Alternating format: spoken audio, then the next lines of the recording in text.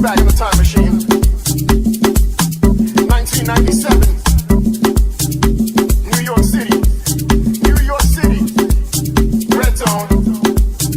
4 o'clock in the morning. Oh yeah. The vibe is tight. The girls are tight. I'm feeling right once again. It's industry night. Smoking weed. Indeed. Living the dream. David Morales on the decks. He's making checks. Hotties on the set. Tom and Kenny breaking necks. Everyone's living the dream. So I'm hanging out in the VIP. Little Japanese dude steps up to me with a 2-inch in his hand. He had a 2-inch in his hand. He had dark glasses on. I remember he had dark glasses on. I'm sipping Cuervo on the rocks. Buying time. Buying time. Feeling right. Feeling right. He steps to me once again. I see you. I see you. You're that guy. You're that guy.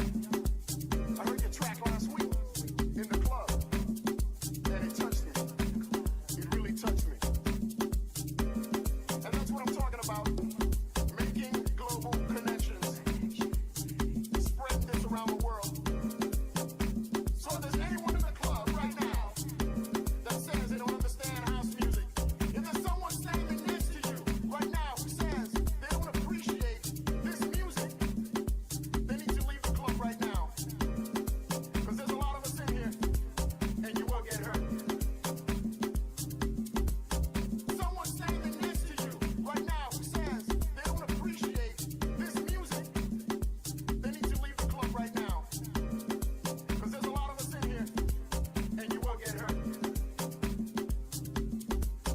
Someone standing next to you right now who says they don't appreciate this music, they need to leave the club right now. Because there's a lot of us in here, and you will get hurt. Someone standing next to you right now who says they don't appreciate this music, they need to leave the club right now. Because there's a lot of us in here, and you will get hurt. Someone standing next to you right now who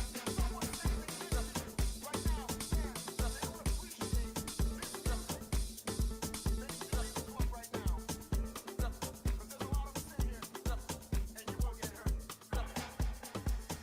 Because there's a lot of us in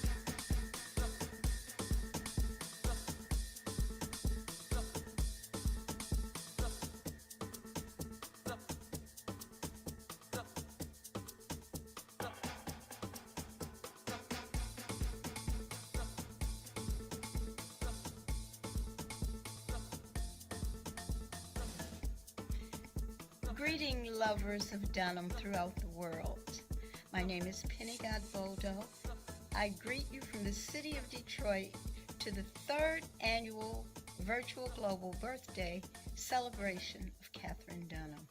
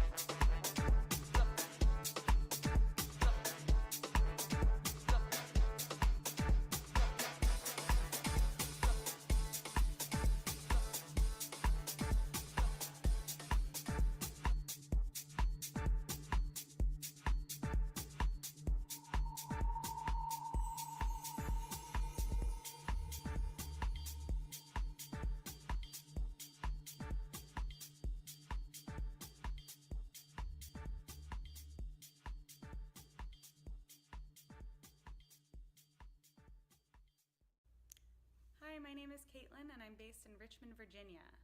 I started taking classes with Miss Penny Godboldo about 5 or 6 years ago in Brooklyn, and I continue to take classes online with both Kumbe and the Institute for Dunham Technique Certification. So Dunham Technique has absolutely been life-changing. I think something Miss Penny often talks about is how Dunham Technique warms you up from the inside out, and I think that's something that I've noticed about Dunham Technique in all aspects of my life, is teaches you how to grow, cultivate, set intentions, and build strength in order to be able to do things both physically as well as mentally and spiritually in all aspects of life. I feel like Dunham Technique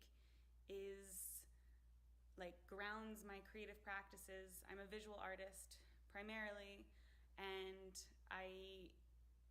but the body awareness and knowledge that I've learned from studying Dunham Technique informs how I think about and how I see and how I understand myself.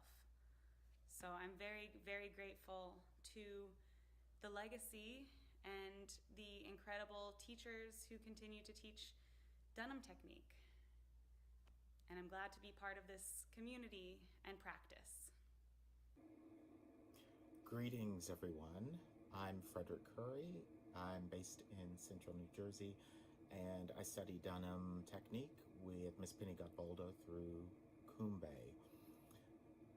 Learning Dunham Technique and about her philosophy has really done two significant things for me.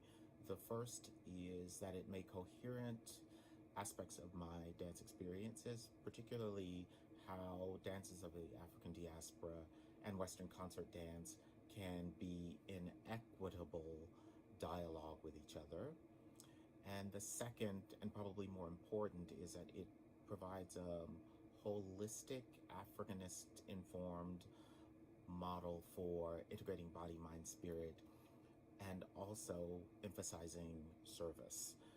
On Miss Dunham's birthday, I'm so grateful for her legacy and for the amazing artists, educators, and scholars, including Miss Penny, who are continuing her legacy and sharing it with new generations. Happy birthday, Miss Dunham. Hello, my name is Nicola, and I take online Dunham Technique class at Kumbe Dance. So I take online Dunham Technique class with Madame Penny, and I zoom in from Cairns, far north Queensland in Australia. So I love Dunham Technique because it's such a grounding and invigorating technique to practice. After class, I feel like I've worked every muscle in my body. But it's not just the physical practice of the technique. There's also the mental and the spiritual side of Dunham Technique. So practicing the Dunham philosophies, that is self-examination, discernment, detachment, helps me to get my mind, body, and spirit all working together as I dance, which is a wonderful experience. I also love that I get to dance with other dancers from all around the globe during class, and I get to see and appreciate how they dance as well. So thank you, Ms. Dunham. Greetings all, I'm Jimena Martinez, Executive Director of Kumbe Center for African and Diaspora Dance in Brooklyn, New York, and I'm here with Nicola Jandaye, our Director of Programs. Our work at Kumbe is inspired by Katherine Dunham's life and philosophy, specifically her conviction in the role that dance can play in the development and blossoming of individuals and communities. To quote Ms. Dunham from a video aired in the first global celebration of her birthday, "The healthy community is the community that feels that it's worthwhile. At Kumbe, We focus on building a community that is exploring, in her words again, the endless, vast sea of motion, movement that is African diasporic dance, and to direct that exploration towards beauty, intention, joy, pleasure, fulfillment, towards fully realizing our humanity. Candace Michelle Franklin, an IDTC certification candidate, has taught an ongoing Dunham-informed jazz technique class at Kumbe since 2022, and it has attracted a dedicated group of students. This year, with support from the New York Council on the Arts, Candace's class is evolving into a community dance company called Rise. The momentum of Rise began when Candace started with Dance for Joy last year. Dance for Joy is a 10-week performance-based program that ends in a culminating event at the end of the year. Her students have been dedicated and excited ever since. Candace has structured a special curriculum with invited guest teachers, and she will set a new choreography on the students. They'll share their talents with our vibrant community through performances at Kumbe, senior centers, parks, and other community settings. Jessica Saintville, another IDTC certification candidate, was one of the invited guest teachers. She taught a 4-week special workshop series on Dunham-informed Haitian folklore. We invite you to watch this video of one of Jessica's classes. Enjoy. Haitian folklore-based Dunham class. So I teach exercises and progressions, but they're based on a specific specific traditional Haitian folkloric techniques, right? A lot of Miss Dunham's movement was drawn from traditional Haitian culture and traditional Haitian movement. And for me, that's my connection with the technique that go with the specific, that allow me to be able to teach specific Haitian dances, right? Because sometimes the Haitian dances are based on experiences and things that people are experiencing daily or things that they're doing daily, but we're in Brooklyn, we're not in Haiti one, right? We're not having those experiences. We don't always know what those things look like. And so the exercises and the progressions that I choose and I pull from the technique to teach from are going to be to work on those specific things. So today we're going to work on now. Last time I was here, we worked on Evo. You can come in. Today we're going to work on a different technique called Nago, right? 5, 6, inhale, inhale, 1, 2, 3, 4, 5, 6, 7, make noise, exhale, 2, 3, 4, nice, 5, 6, 7, 8, again, inhale, 2, 3, 4, 5, 6, 7, 8, exhale, strong, 2, nice, 3, 4, 5, 6, 7, 4, count, inhale, 2, 3, 4, exhale, 1. Again, inhale, nice. And exhale. 2 counts, 4 times. Inhale, 2, exhale. Again, inhale. Exhale. Again, inhale. Exhale. Again, inhale. Exhale, 1 count. Inhale, exhale, inhale, exhale, 3, exhale, 4, exhale, 5, exhale, 6, exhale, 7, exhale, 8, exhale, open the eyes, shake the hands out, roll to the side again, lift, and keep the weight going forward, all right? So the idea is about the rib cage. When you're here, you don't want to do that because you don't want to have that arch in the back. So you want to lift in your abdominals so that your core is engaged, all right? So I like to do this to the side so that you can see what your body is doing, all right? I got you guys, so you guys do it, no worries. Hi, how are you? So feet parallel, kind of like right under your hip bones for now. 5, 6, 7, arms lift, coming up. Open second, 5, 6, take your hands and put it flat back. Over 1. 2, take your arms to 3. And up. 2, 3, again. Forward. Take your head with you. And up. 2, 3,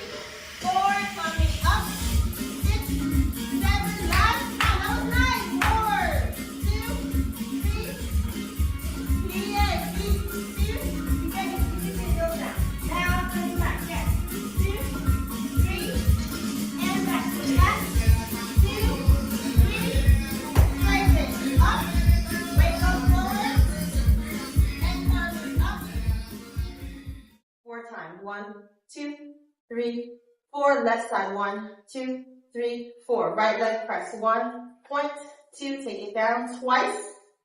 Left side, same thing. Then we're going to press 1, 2, 3, 4, 5, 6. 5, 6. Pressing on the right leg press, 1. And down on the ball of the foot, 2. On the ball of the foot. 3, yes. On the ball of the foot. Take left side. Make sure you're breathing, don't hold your breath. Right leg press, 1. Point, 2, and down. Lifting your step to and up twice. Now left side. 2, 3, 4, 5, 6, 8. We're gonna grand plié. 1, 2, 3, 4, coming up. 6, 7, again. Grand plié. 2, 3, 4, coming up. 6, 7, third time. 1, 2, 3, 4. We're gonna hold it. 6, 7. We're gonna press. 1, 2, 3, 4, 5, 6, 7, 8. Right leg 1. Down. 2. Down. 3. Down. 4. Left leg. Same thing. And 2. And 3. And 4. Right leg. Pull 1.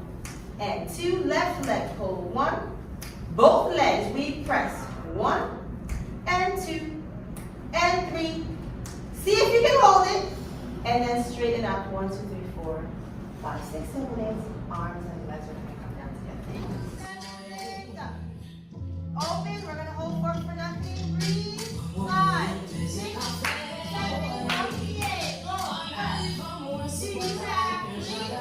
Nice job. Lift. 6, 7, right. Press 1. Shoulders down. Over. Shoulders down. 4 and up. 2, 3. Third time. 1, 2. And press. Press 1, 2, 3, 4, 5, 6, 7. Right leg. Pressing 1. And down. And 2. Make sure you're breathing. And 3. And down. And 4. Yes? I don't know what it is. Okay, that's fine. I know it's your first class like ever. So no worries. Like, who else you doing? Right? You're doing like a great job. So Dunham walk. It is a walk. It's exactly what it is. It's a walk, right? Based on Ms. Dunham seeing people in the Caribbean walking, carrying their packages on their head, right? Going to the market, right? But keeping their body completely straight because they're not trying to get rid of their goods. They don't want to ruin them. They want to drop them. They don't want to do anything to harm them, right? And they also might be like holding their child at the same time, right? So it's based on how she saw them walk, all right? So we're gonna start our feet together. Yeah, 5, 6, 7 feet. Right leg, pull 1, 2, and bend. 2, focus where you're going. There's somebody in front of you. Look past their head. Going 1. Press on, go walk the foot down. Again, lift. 2 and down. Keep going 1, 2 and press. Press 1. Press on the wall. Stay here. Then pass it through. 2. Press down. Again, lift. 2. Press on the foot. Yes. Lift. Up. 2 down. Turn 3. Same time. 7 down. Press 1. Focus up. Nice. 1, 2, press. Going 1, 2 and down. Lift your elbows. Look back. Down. Lift up. 2 and down. Press.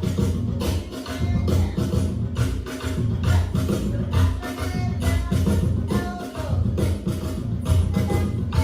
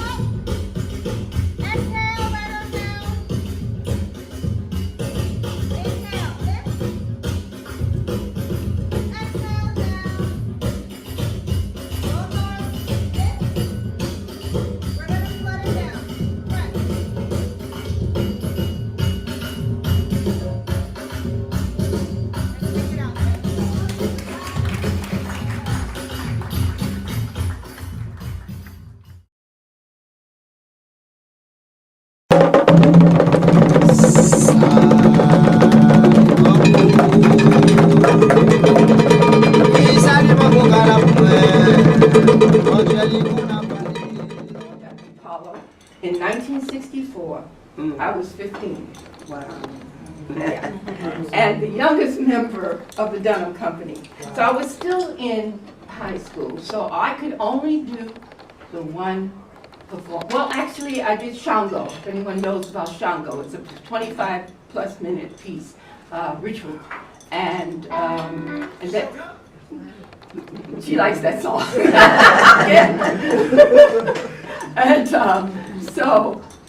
And then also Ms. D gave me one little like short Cuban number with Vinoy Akins, who was her lead dancer for many years, partner. So Shango. The story of Shango is a composite work combining the elements of the Yoruba cult of Trinidad. It begins with a dancing ceremony of the sacrifice of the god Shango.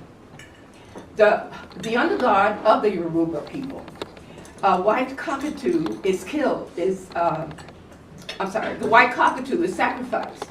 And the boy who kills the cockatoo is suddenly possessed by Dambala, the snake god, and the boy itself becomes a writhing snake.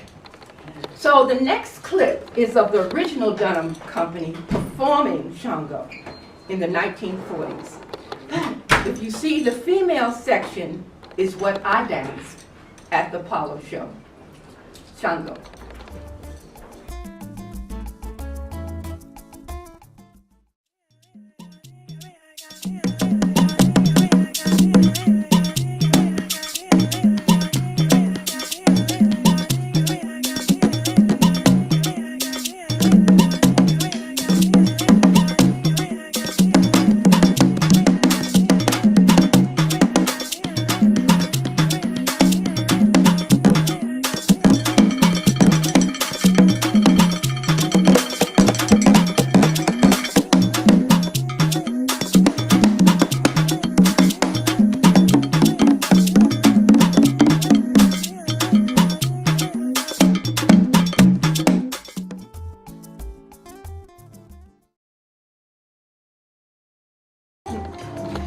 I want to tell you a little bit about the Apollo show.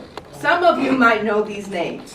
On the bill with the Dunham Company was Moms Mabley, yes, the comedian, and Tito Puente, the Latin band. So, about Miss D. She was born on June 22nd, 1909, to a Black American father and a French-Canadian mother. Miss D's interest in dance was at an early age, but she didn't really pursue that career until she was a student at the University of Chicago. During her studies, she attended a lecture on anthropology and earned a bachelor, master's, and doctoral degrees in anthropology. Wow. Miss D was initially influenced by the Argentine and East Indian techniques of dance. Now she quotes, "My background was very classical. A survival mechanism in Black people has been a rhythmic pattern that relates more to universal rhythmical patterns than any other race. My desire is to see the primitive dance in its everyday relationship to the people and anthropology. I'm interested in dance as education. Dancers should study religions, history, and intercultural dance." Yes. Miss D choreographed a ballet solo, presenting it to the Julius Rosenwald Foundation for a grant to be able to continue her thesis by traveling to the countries of the Caribbean, Africa, Cuba, Brazil, and Haiti. At the end of her tour, she gathered her dance and anthropology knowledge. She went to Haiti and decided to live with the peoples of Haiti. It's in Haiti where Miss D was introduced and quite intrigued to learn about the practice of voodoo, pronounced voodoo, not voodoo. Voodoo is a folk cult religion of Haiti. Miss D studied the Haitian culture, their religion, their family life, everything about their lives, and of course, their dance. After living with them for quite a while, Miss D became a mambo, which is a priestess in the Haitian Voodoo religion, what in the States would we refer to as a female minister. As a mambo, Miss D performed healing works and guided others during complex rituals. She learned the Voodoo spirits by their names, attributes, and symbols. By learning all of this, that's why Miss D could choreograph the piece Shango so very accurate. Dancing Shango, if you weren't truly feeling, if you were there in Haiti in a ritual, you weren't in that piece. And Miss D would know if you were or not. She would say, as she was teaching us Shango, you are not in a dance studio. You must feel the earth under your feet, the grass under your feet. Feel the sky, the trees, and the animals around. This is a ritual for the god Shango, and you are solely into that ceremony. You think of nothing else but dancing in that ritual. The dance is a way of knowing the body embraces mind, psychic, and soul. What I'm teaching you is not a series of exercises. It's an approach to life and a way of being. You know, we were definitely in that ritual after she said that. So, Miss D was commissioned to choreograph a production at in Paris, France, at the Théâtre de Paris, a play musical called Des Anges sont venus. The Two Angels Have Come in English. Now, I was featured in that production. That's the first picture you saw. The list is so long of Miss D's choreographic pieces, and some of the really iconic ones are Rumba Trio, a 3 female Cuban type dance, Charles, a 19th century Brazilian quadrille, and Rite de Passage, a young man reaches adolescence into manhood and then finding of a mate. Southland. It's a controversial piece about the lynching of black men in the South. That piece was never publicized because of its content and its truthfulness. Her first New York dance performance was Belle Nagre. In 1966, Miss D returned to the States from Paris to close her school in New York and open another school in East St. Louis with her museum attached. Miss D married artist and costumer designer John Pratt in 1939. Around that time, she also formed the Katherine Dunham Dance Company. As an author, Miss D wrote several books. In 1946, Journey to Kambang, an account of her journey to the Caribbean. In 59, A Touch of Innocence. In 69, Island Possessed is about the country and culture of Haiti. She received an Albert Schweitzer Music Award in 1979, and in 84, an honorary doctorate from Lincoln University. Miss D used her fame and resources to call attention to social injustice at home and abroad. In 1993, she undertook a 47-day hunger strike. At the age of 82, helped shift public opinion towards America's relations with Haiti, resulting in the return of Haiti's first duly elected president. She received numerous awards, and some are the Presidential Medal of Arts, the Kennedy Center, the Kennedy Center Honors, the NAACP Lifetime Achievement Award, the Lincoln Academy Laureate, and the Urban League Lifetime Achievement Award. Miss D joined the ancestors on Sunday, May 21st, 2006 at the age of 96. And she was the last of the original Dunham company who passed, the very last. Some of you may have seen the movie, the 1943 movie, Stormy Weather, starring Lena Horne, Bill Robertson, and Cab Calloway.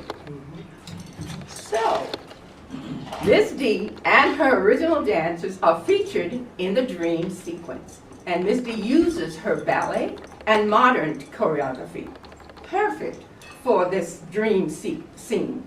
Miss D is speaking in this clip of Stormy Weather. I know you've heard about it, the occasion when I was in Lexington, Kentucky, and the audience was totally segregated. I did not, foolishly, I didn't think about it because I was so busy with the company, and that has saved me so many times. I was just too busy to get into what I considered the small things. It turned out to be a big thing. It turned out that no black people could sit in the orchestra seats. And I, after going through a whole lot of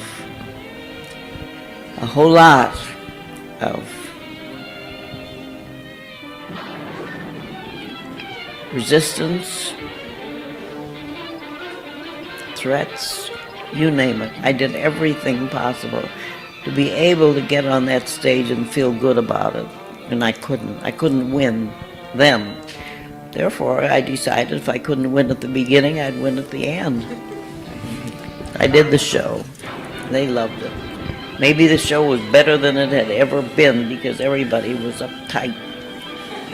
And in the end, I told them we would never come back until we could appear before people who were sitting next to each other.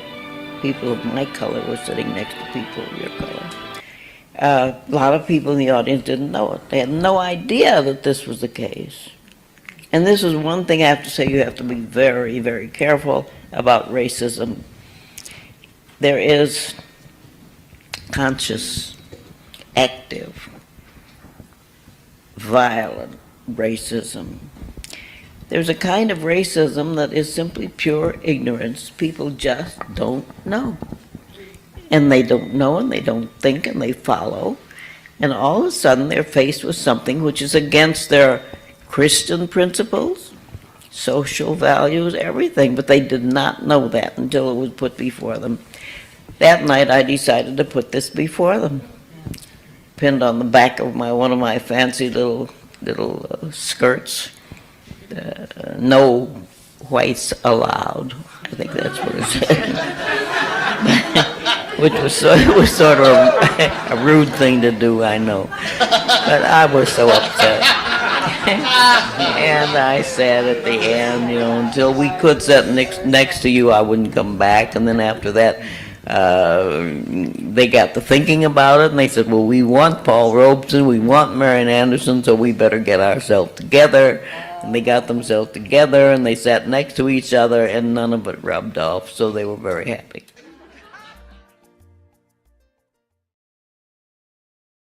Miss D choreographed a 20-minute plus piece in 1938 called La Adia. It's a dance, drama, and a tale of magic. In the late 18th century, in the village of La Sline, there are two lovers. Another sinister male named Julot loves the female, Lulus, and she shuns him. Lulus is danced by Miss Dunham. Julot seeks revenge from the king of the zombies. The two males fight over Lulus. That fighting dance of Martinique is called La Adia.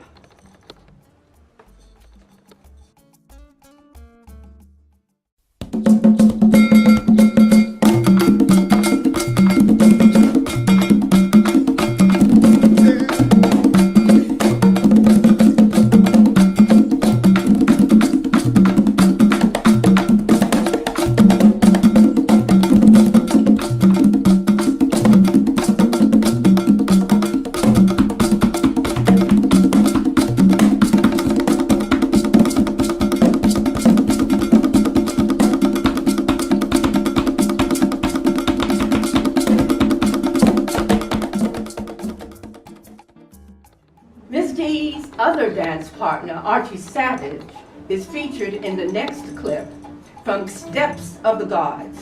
It's a clip from a video that Ms. D herself filmed in her travels to the country of Haiti.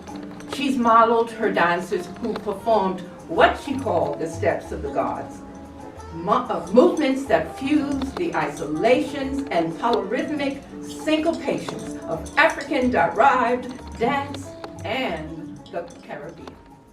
Steps of the Gods.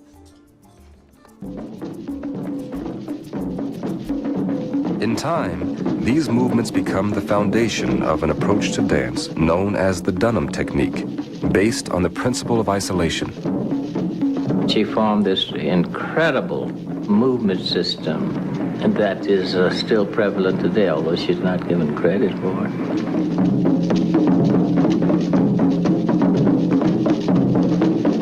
You learn to move each part of your body separately, as though it has no connection with the other part of your body. This was isolation of everything, hands, shoulders, hips.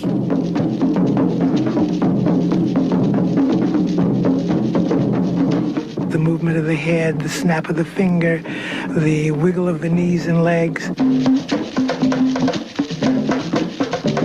I don't think anyone ever mastered it as well as she did.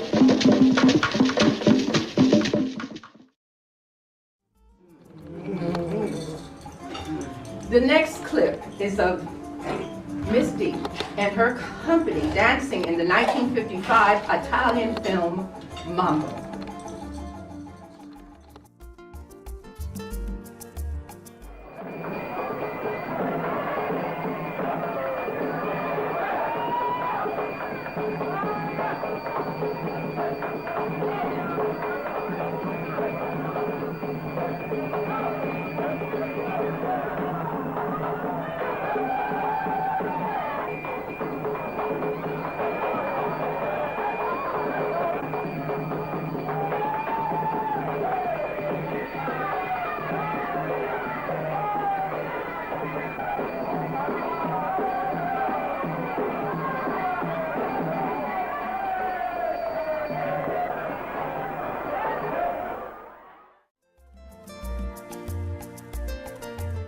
Dancer and choreographer to perform on stage or film, smoking a cigar, also to have an all-black American dance company performing her iconic Dunham technique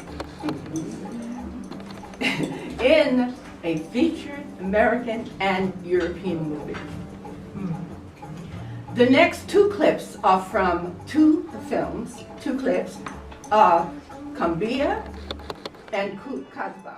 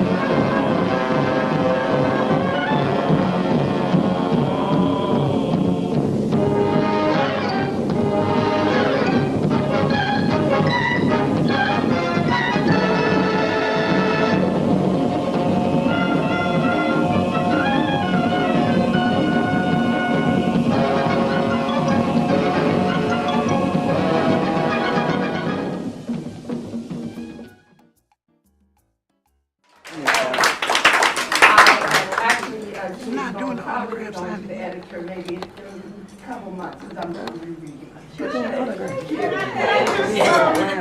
We have time for 2 more questions. So, and then I want to invite them to the table. Okay? Okay. The time. Thank you so much for this wonderful history, and that scene is the only scene I remember from James Bond. And my brothers and I were like, oh yeah, she never kicked his butt.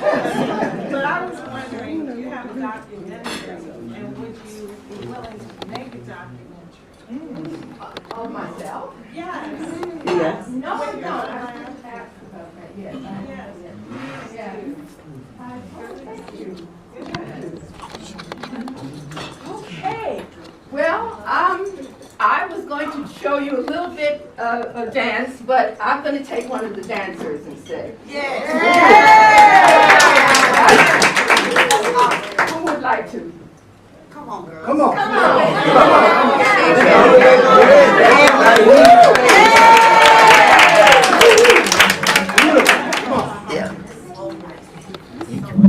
Okay.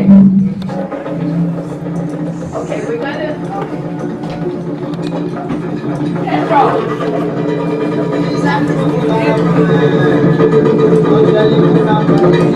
Okay, hold up.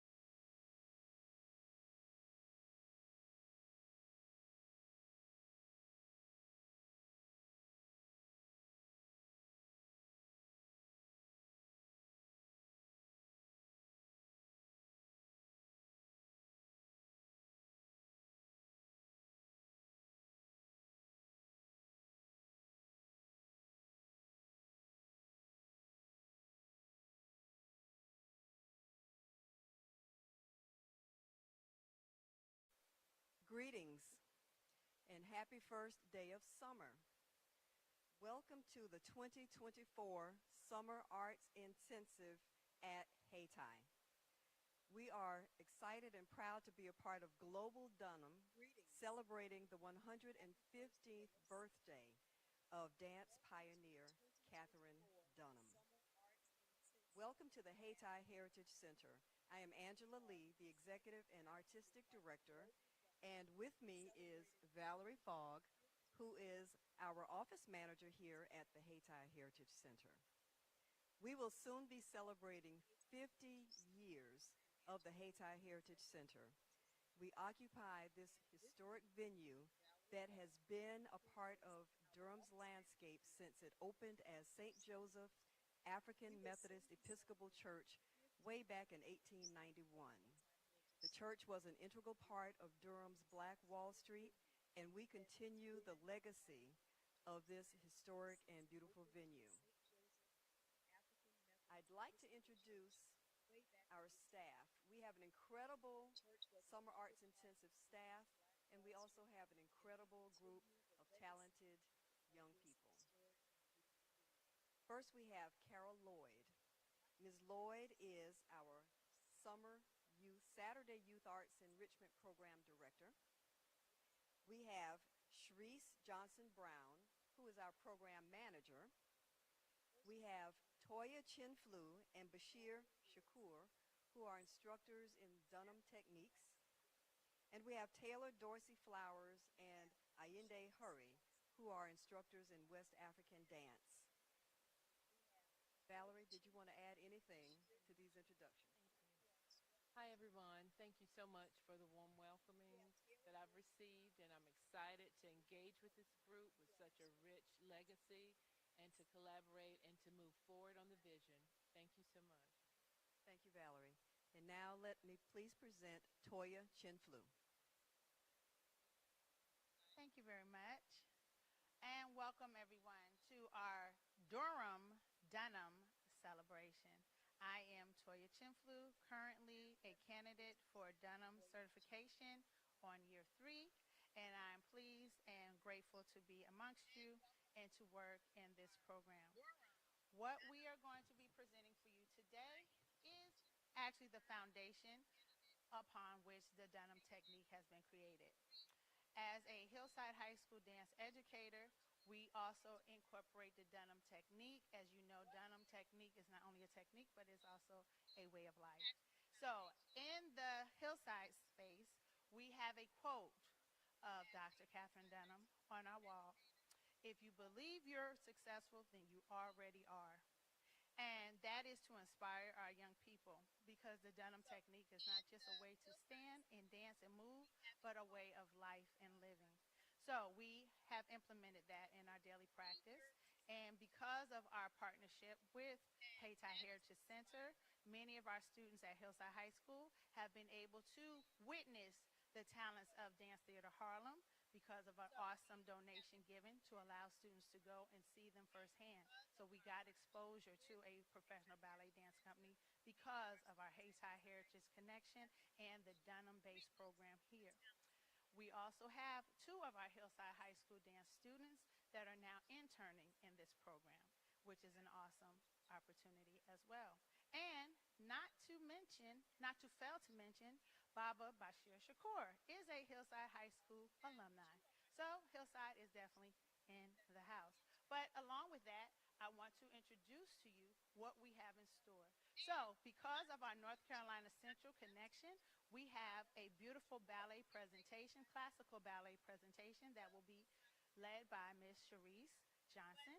And we will follow that with a West African presentation led by Taylor and Cameron, Funga with our littles, and Sunu with our large group. Then we will end today's presentation with 2 presentations of a Caribbean-style dance infused with Dunham technique, Igbo, which is a dance style based on the ethnic group from Nigeria. Igbo is a dance style in Haiti that represents freedom and the power of liberation. So we hope you are enjoying what we have prepared in celebration of Dr. I like to call Mama Katherine Dunham's 115th birthday. We hope you enjoy, and thank you. We'll start with ballet.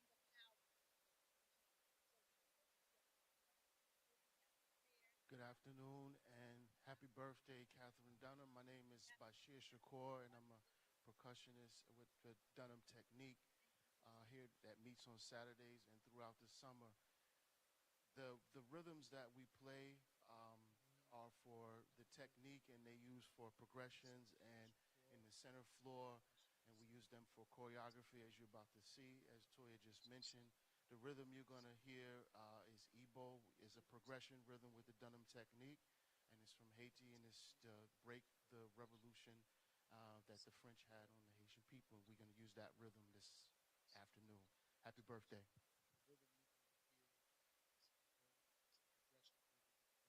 Hello, greetings, Sharice Johnson Brown, and I am the new program manager here. I love what I do because I get a chance to work with the children, the students, and the staff to maintain the Dunham Institute and the way of Dunham, the way of life. I have 3 fantastic interns that are working with me this semester. One is Autumn Lee. She's from Hillside.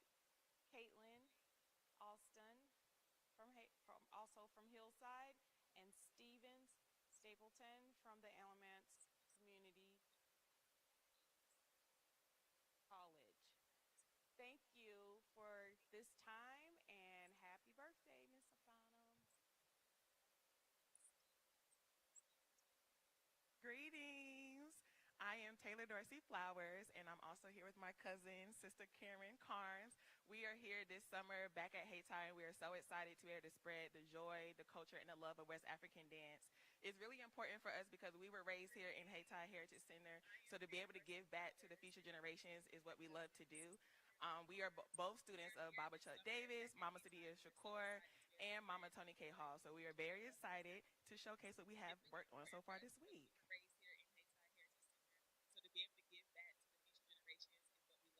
I hope everybody's great. I am Ayende Hurry, and it is my pleasure to be here sharing with all of this amazing talent here on stage. And here I'm one of the percussionists for this intensive, and very happy to be here. I hope everybody's great.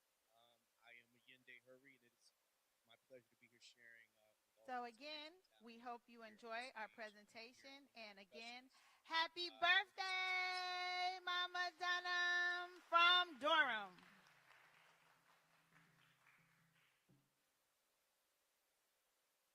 again, we hope you enjoy our presentation. Happy birthday, Mama Dunham from Durham.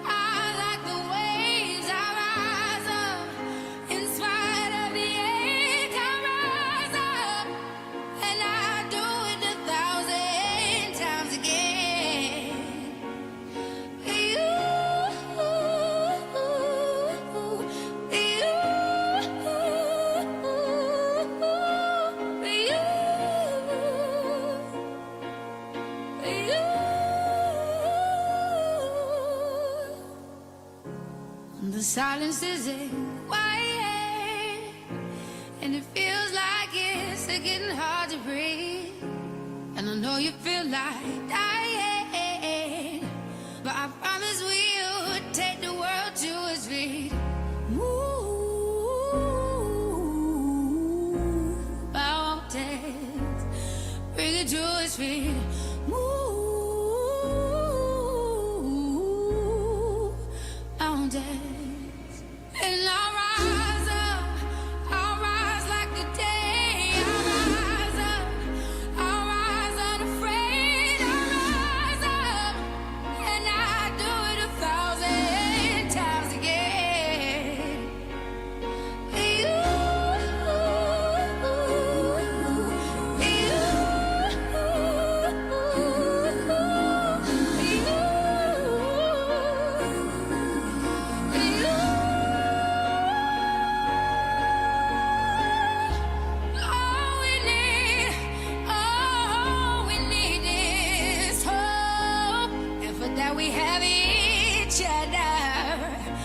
for that we have each other. And we will rise, we will rise, we will rise.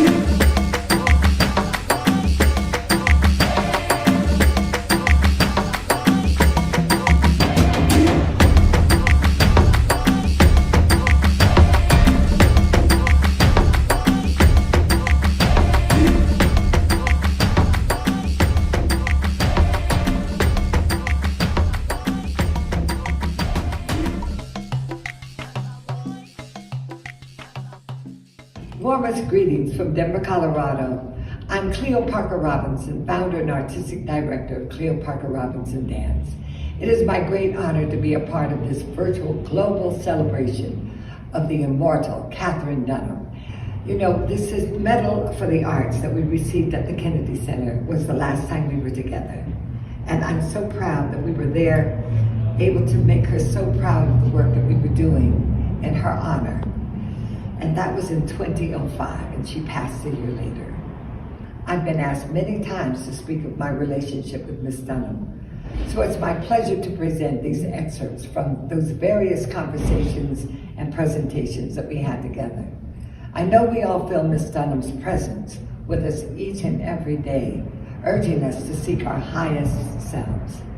So as we dance the path towards true equity and justice through the arts, may we hear her voice always in our hearts and our minds and our spirits, guiding us, forever moving forward as we elevate all people everywhere. So we say, Ashe, Ashe, and I say,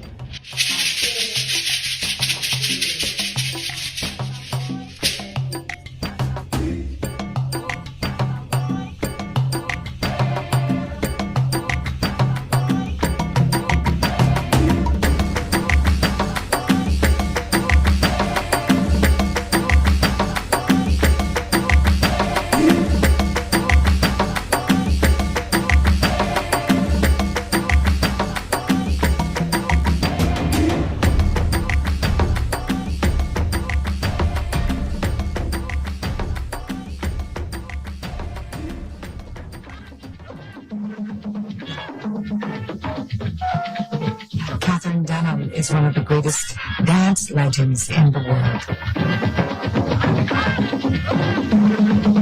She was certainly my role model, and I am so grateful that she is still in my life at 90. We are still celebrating her wisdom. She brought people together through dance. Miss Dunham also brought African dance and dance from the Caribbean to this country. She is one who lives the dance. Dance is a way of life. And she has inspired non-dancers, dancers, children, elders, people throughout the world with this magic of dance.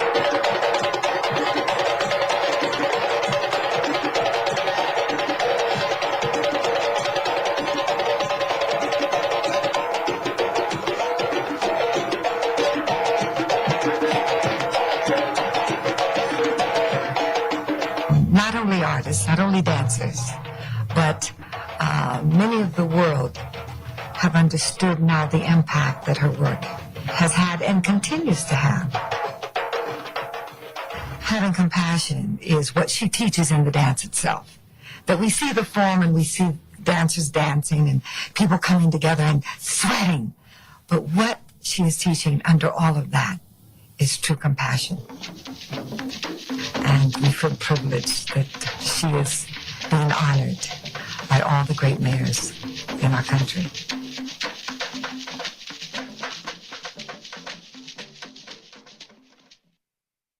She was in Denver working with, oh, here she is, Katherine Dunham. Whoa! Yes, Miss Dunham herself. I know you've heard about it, the occasion when I was in Lexington, Kentucky, and the audience was totally segregated. I did not, foolishly, I didn't think about it because I was so busy with the company, and that has saved me so many, many times. I was just too busy to get into what I considered the small things. This turned out to be a big thing. It turned out that no black people could sit in the orchestra seats. And I, after going through a whole lot of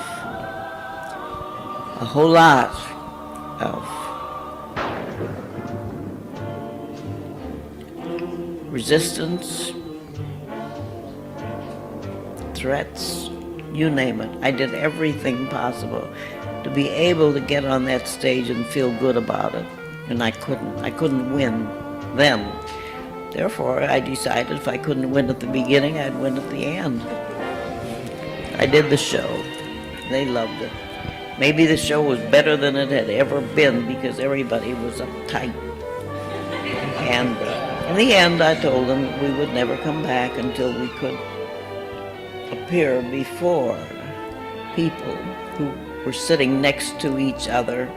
People of my color were sitting next to people of your color. A lot of people in the audience didn't know it. They had no idea that this was the case. And this is one thing I have to say, you have to be very, very careful about racism. There is conscious, active, violent racism. There's a kind of racism that is simply pure ignorance. People just don't know. And they don't know, and they don't think, and they follow. And all of a sudden they're faced with something which is against their Christian principles, social values, everything, but they did not know that until it was put before them. That night I decided to put this before them. Pinned on the back of one of my fancy little skirts, no whites allowed. I think that's what it said. Which was sort of a rude thing to do, I know. But I was so upset. And I said at the end, until we could sit next to you, I wouldn't come back. And then after that, they got to thinking about it, and they said, well, we want Paul Robeson, we want Marian Anderson, so we better get ourselves together. And they got themselves together, and they sat next to each other, and none of it rubbed off, so they were very happy.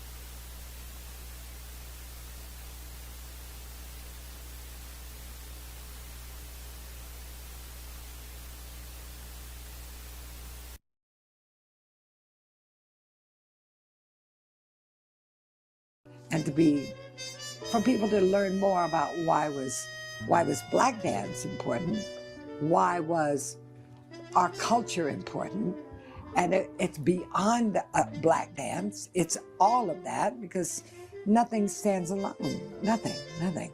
So I knew I was carrying the baton. I was standing on her shoulders and the shoulders of many, many more. But it's a tremendous responsibility when you know that.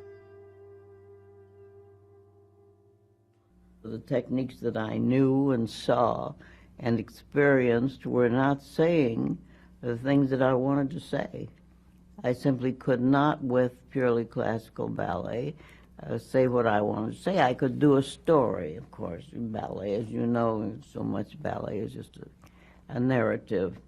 But to capture the meaning in the culture and life of the people, I felt that I had to take something directly from the people and develop that.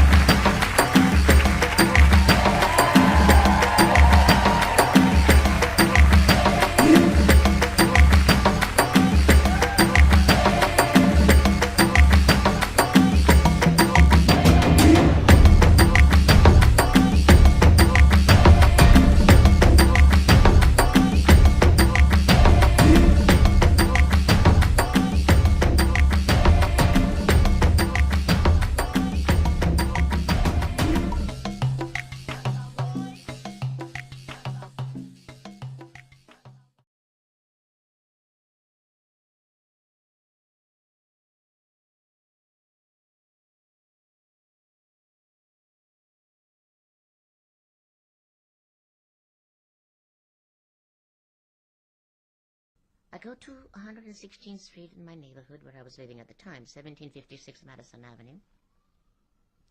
And I get my girlfriend Joyce, and I take her to the movies. And it was either Carmen Miranda, you know, because we used to do a show and then a film, a show and then a film. Still vaudeville was going on at the time. I don't feel comfortable in a crowd. I get very agitado. And I said to Joyce, I can't go in here. I feel too scared. There are too many people. And she said, okay, come on, let's just see the stage show. So nervously I sat there and I saw the stage show. And whatever it was, I felt how wonderful it was for those people on the stage to be accepted by the audience so beautifully as that. So I began to get this feeling that maybe I can do that, never knowing if I could or not. We come outside of the theater. Now remember, I had been going to the New York School of Performing Arts. Mrs. Bishop, a beautiful brown-skinned lady of one of my teachers at PS 136 in Harlem, she gave me a poem to learn, to audition to get into the drama department of the New York School of Performing Arts.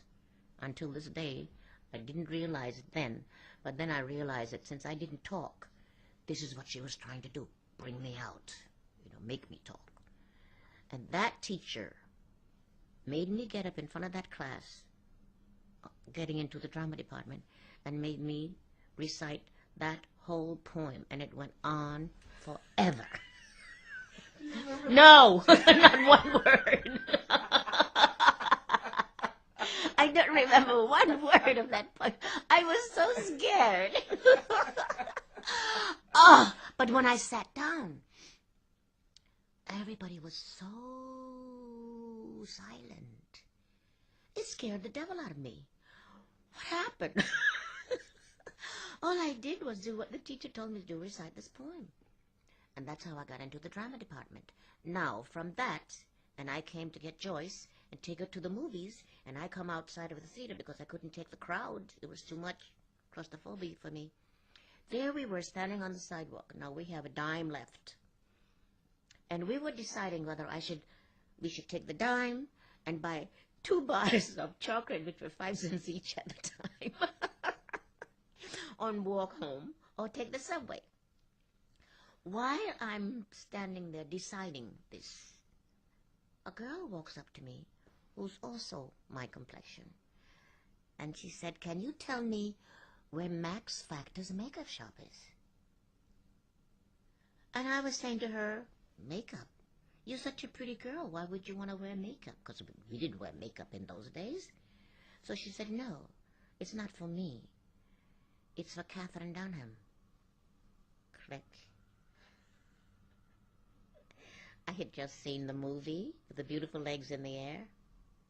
Click. If you tell me how I can meet Katherine Dunham, I'll take you to the makeup shop.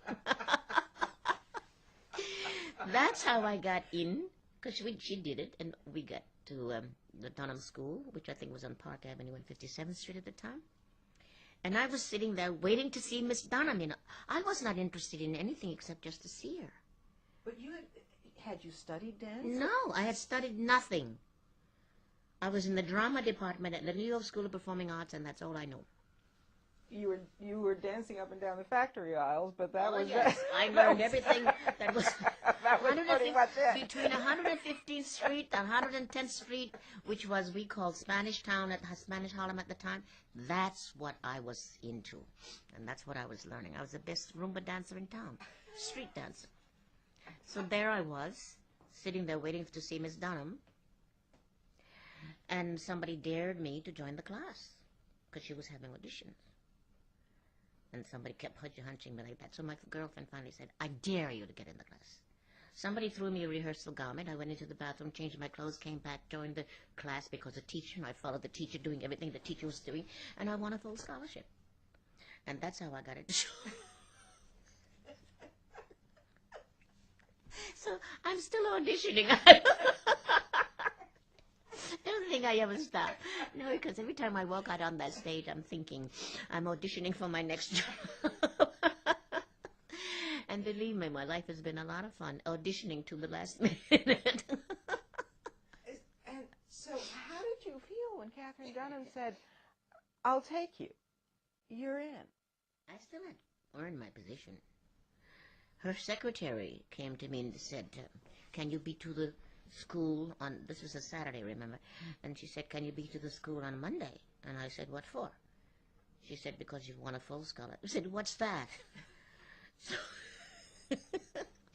then she told me, we would give you... You were only about 16 years old. Right? Yeah, something like that. And she said, "We give you $10 a week if you come to the school and study with Katherine Dunham. From 10 o'clock in the morning, you have to take one ballet class, Dunham technique, in the morning. In the afternoon, after lunch, you take a Dunham technique and whatever else there is in the school." So that's what I did. There was everything to learn in that school, including drumming, including sewing, including anything that was there to learn is what I joined. Because I went to the school at 10 o'clock in the morning for the first class, and my $10, I paid rent to the girl who threw me the dance costume, Roxy Foster, who was living on Convent Avenue. I paid rent to stay with her because I couldn't go back to my aunt's. How could I explain that, you know? What, that you were going to be joining this dance company as opposed to continuing on at the high school? She wanted me to be a concert pianist. Nothing else. She didn't want to have anything to do with show business other than concert pianist. So she wasn't impressed that you were accepted as a drama student? She wouldn't have understood it. So how can you explain something to somebody who won't understand anyway, so why bother? So you moved out. And I read that at one point you were you slept in the subway? Yeah. That's when I ran away from my aunt again. It was at a time that I think I'd gotten a job at 110th Street at a factory in the neighborhood. And I didn't want to go back to her because I didn't go to piano lessons one day. And she gave me the money to pay my teacher. But I went to the movies instead. And when she found out about it, she had a piano stool, or some stool or the other, and I was hugged up in the corner in the room, and she was about to take this, whatever she had in her hand, which was a big piece, like a piano stool, and was about to bash me over the head with it. At least it looked like that to me. And her boyfriend came in and took it out of her hand. That's when I thought I'd better get out of here. And that's when I really left. And then that's when I started. I was sleeping on the subway for a while. And I would go into a building if the door was open, sleep in the hallway, wherever I could. Were you frightened? No. Those were times, I think those were times in my life that I think until this day, I'm not afraid of anybody physically hurting me. I think I'm more afraid of emotional hurt than anything else. And I still feel that if somebody hurts me emotionally, you never see me again. I go away and I never come back. It's like taking me out of the photograph. You never see me again. I don't want to be in that position again. But the physical scars or the physical hurt you can handle? I can handle that.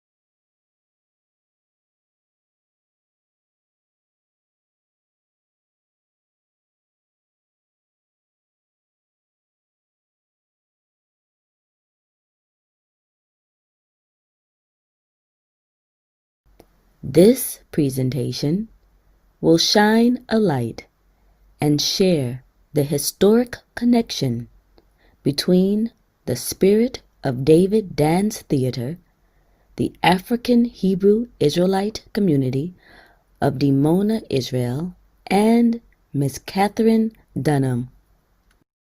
One of my big things in life, I like to see people develop, an individual or a group. I like to see them begin to blossom. And I think we have so little of this. Most people live and go through life, have a family, and die, you know. And I think that the whole thing of being able to feel I am, and I am this, and I want to show this, I want to be this, and really blossom as a person or as a community. Now I feel I'm looking at communities. And the healthy community is the community that feels that it's worthwhile, that it's doing something. And so this is my life. I can only exist where this feeling of accomplishment is foremost in people's minds.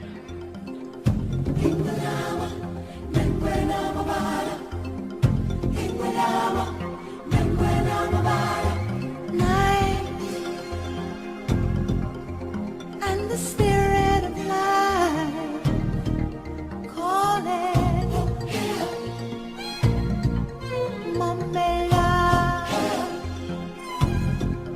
and a voice with the fear of a child answered, my own Mamela.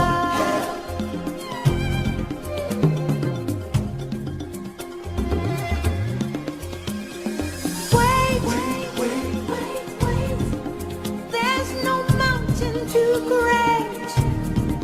Hear these words and have faith.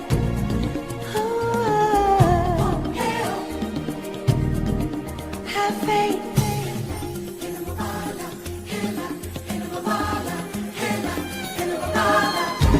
He lives in you. He lives in me. He watches over everything we see. Into the waters, into the truth. In your reflection, He lives in you.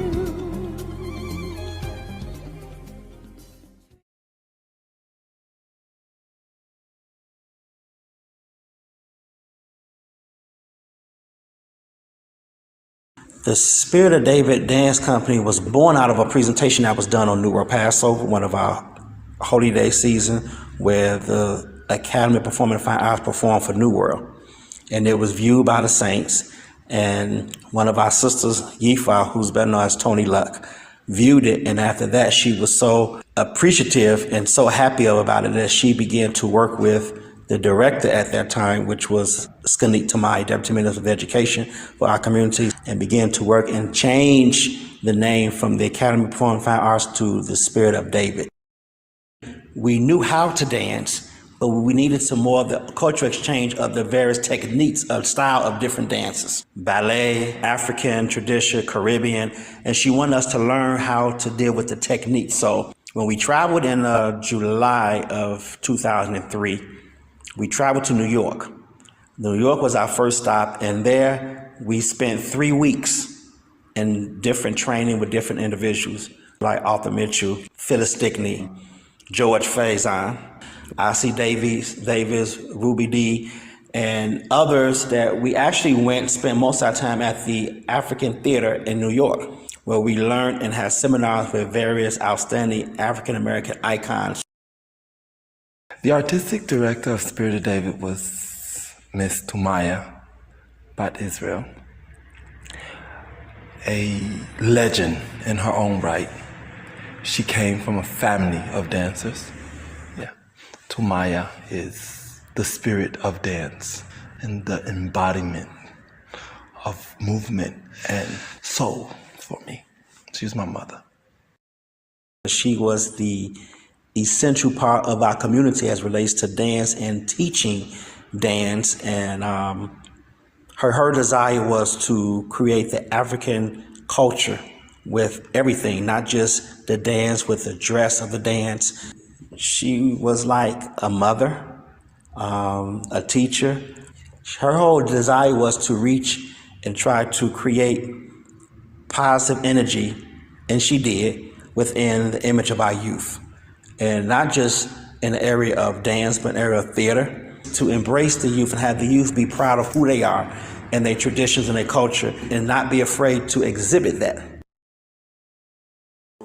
Katherine Dunham, at the time, we were trying to make contact with her when we was in New York. And so we understand she has some medical challenge at the time.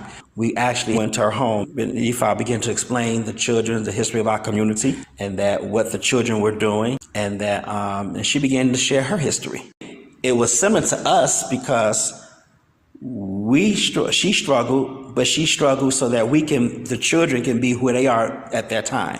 And we explained how we struggle as a community. It was some relationship there of how we got to be where we are. She was just proud to see that after 30-something plus years that she can see a African group that's been dancing for years as youngsters. So this is how we initiated, and then we invited her to one of the dance presentations later on.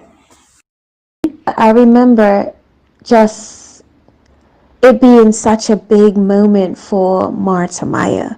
She had continuously talked to us about Katherine Dunham and her impact on dance within American culture, and how this had sort of formulated again the way she dances. So I think my memories of that moment were more formed by Martha Maya's need for us to meet her and making sure that that was something that happened while we were in America. I felt it was important and that we needed to be sort of on our best behavior while we were taking pictures. I saw how significant it was both to Martha Maya and Ima Yifa. So it was dealt with very orderly, but also with lots of love and reverence. So they had us, meet her. I think we were able to be introduced individually, because I remember feeling really special when it was my turn to say my name and see her, and she looked at me. But yeah, it was very ordered in the way that we didn't just all crowd over her and so try to get a hug. It was dealt with very well, and she was just really loving. She was just loving. Like you could tell she really enjoyed watching dancers, especially young dancers. Yeah, so it was definitely a special moment. We were super, super, super excited. I remember we got on the bus and we went to her apartment. At the time it was in New York, and it was a big group. So we were all like crammed in her house. So I kind of felt a little embarrassed about that. But she was super, super sweet, very eager to hear and, just listen to us because, I guess we were kind of unique as well, being from the community, traveling to the States, and most of the cast had never been to America. For someone who was born and raised in Israel, and being that was my first time going to America, we got to meet Miss Dunham and a number of other great, great activists in the Black community. So to actually go to her home, and we were all so excited, and we were like little kids in the candy store, everybody quiet and looking around, and she was such a sweet woman who sat in the chair, and she asked all little questions. And are you okay? Do you need anything? Is you to bring them some water? Everybody's we fine. And she talked to us, and we were asking questions. More so to Maya was guiding the questions to ask Miss Dunham different things of her life, and she came alive as she explained her journey and how she had been all over the world and investigated and searched and researched her different forms of dance to create this profound technique. Now, if I look back, a lot of people didn't have this opportunity, and to know that I had this opportunity was absolutely amazing. I don't think as youngsters we understood the value of that.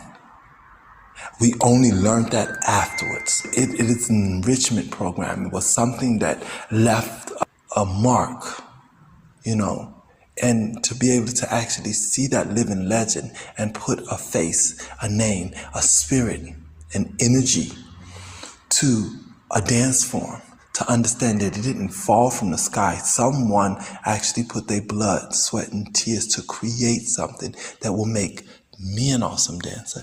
It's just amazing that all these different things actually came from this person, and to see that this living legend was talking to me like my mom. And it's such a great, awesome experience. And then for her to show up at the performance afterwards and gave us a standing ovation, I think most of us almost peed our pants. Man, and it was amazing. It was one of the best experiences. I remember George Faison. We were doing some classes with him, and he was like, "Now y'all not gonna make it ever."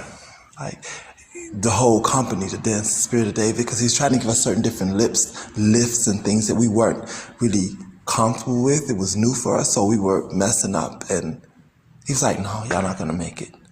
And then he came to the performance out of respect. At the end of the performance, he was on his feet standing, and he had tears in his eyes, and was like, these aren't the same dancers that was in my studio last Friday. It was just amazing, and to see the love, the care, and to understand that we had actually received something that we didn't understand the value of what we had received through Miss Tumaya, which came from Miss Dunham.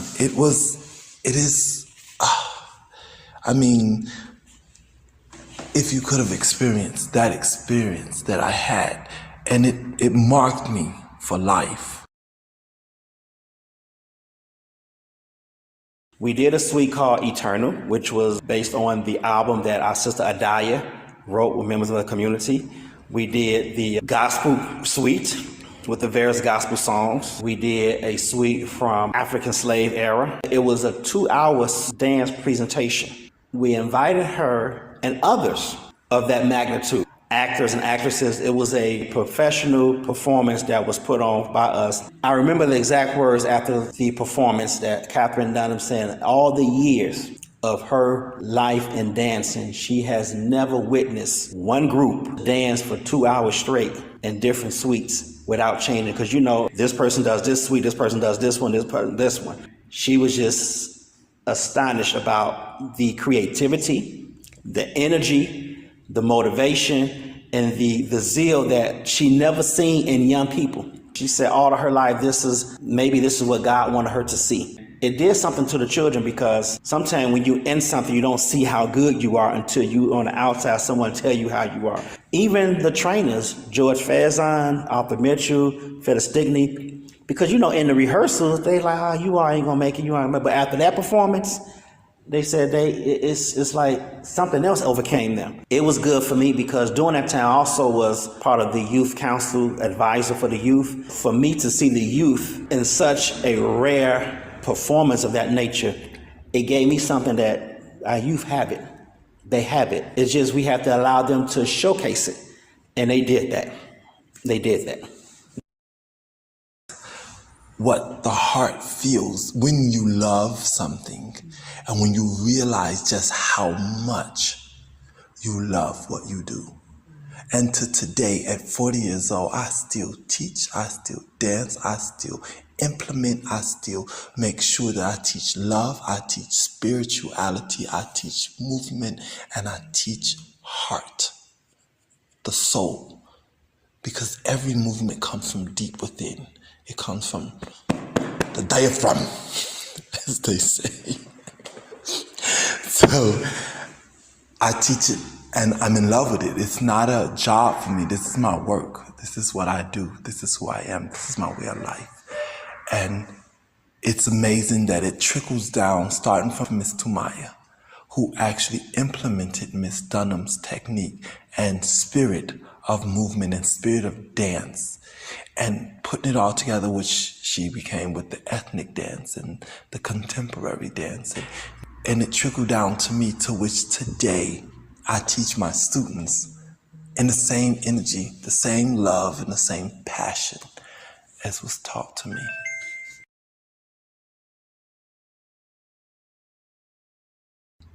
When I look at the various members who was part of the Spirit of David, like Naami, Kanan El, Niria, and I see the dynamics of how they evolve in dance, I only can credit that back to the teacher, Tumaya. She left a legacy, and Kanan El and all those individuals who creates dance, I see it. Dance has far-reaching to expose and to explain our lifestyle than one can speak it in words behind a podium. So when we see the different dance groups here today, I can only say that I've been blessed to be able to say that I played a small role, whether it was just playing the music or make sure the props was there. Whatever it was, I know that I felt that I played a small role into making what we see today a phenomenon. And every age, when I see the little babies dancing, when I see, the middle age and adult, it gives so much joy. I think, and I know that when Katherine Dunham left this earth in 2006, I think her mission was completed when she met the Spirit of David. That from that point on, she lived to see what she knew her vision could carry on. It's like Martin Luther King when he said he may not get there with us, but as the people get to the promised land, I feel that when I hear about Katherine Dunham, one who was able to take Caribbean dance, Afro-American dance, ballet, and put it into a form where you see all culture of life within those particular dances. When she's seen us using all of those, not known to us as children what they was doing, but when she see that all of those particular cultures was combined in one, I know that she felt that her mission was complete and that God allowed her to see exactly what she needed to see, when she needed to see, and that she was at peace.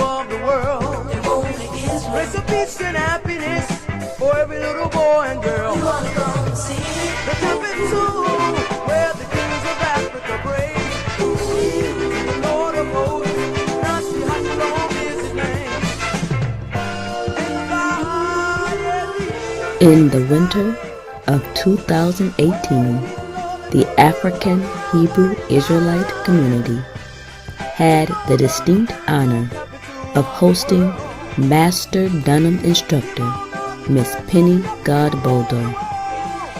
To the sounds of the community's master musician Kazakia, former members of the Spirit of David Dance Theater, community members of all ages fully experienced the unique gift of a true Dunham class.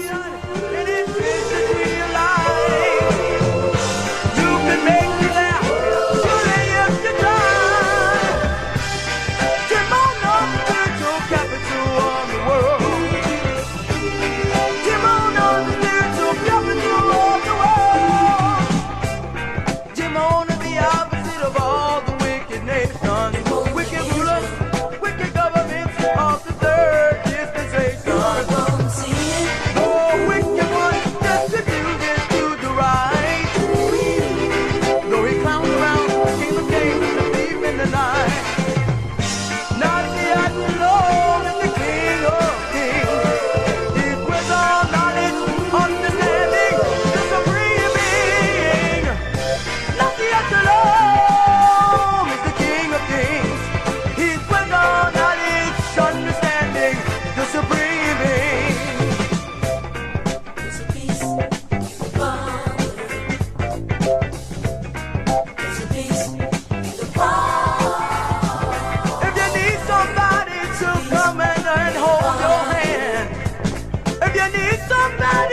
stand right here and by your side.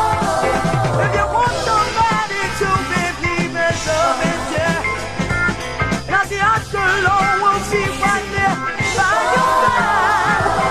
If you need him to stand right here, She gonna get out now. you'll be there any time of the day. Come on, put him on Israel. He'll help you anytime. All day. Now the usher Lord, he's the God.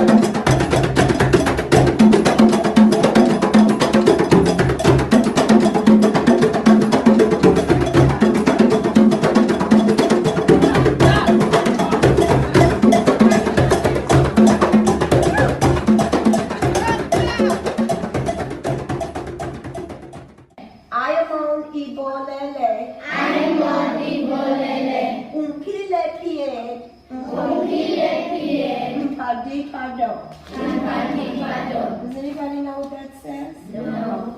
Plie. Two. Now flat back. Two. Come up, stay in plie, and stretch. 1, 2, 3, 4, 5, 6, 7. Watch your face.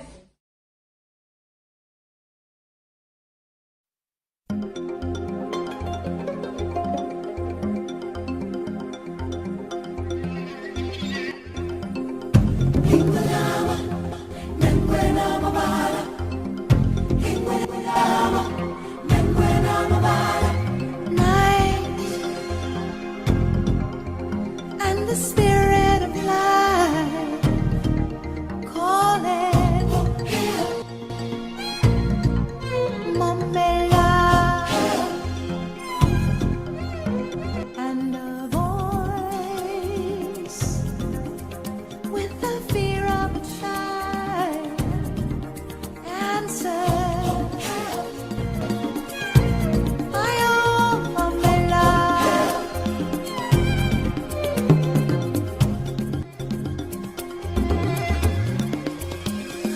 Wait, there's no mountain too great.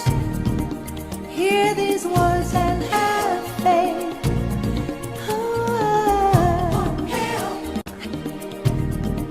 Have faith.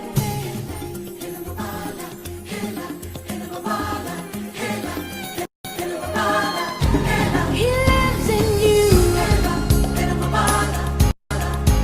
He lives in He watches over everything we see. Into the waters, into the truth. In your reflection, He lives in you. Dream, and a voice in the wind whispers, I am Mamela. The energy of the spirit of David Dance Theater. Skanit Tomaya, Miss Katherine Dunham, and all the dance pioneers of this mighty community will continue to shine through the youth.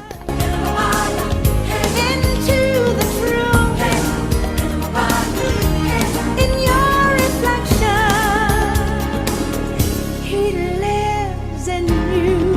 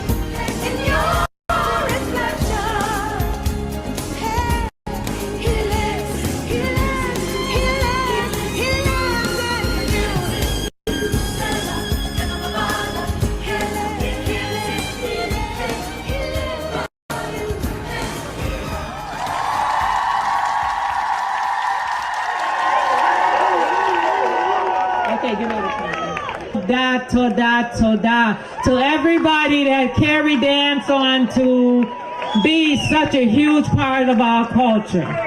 We want to give a big shout out to Maura Tumaya, who created the Spirit of David Dance Theater.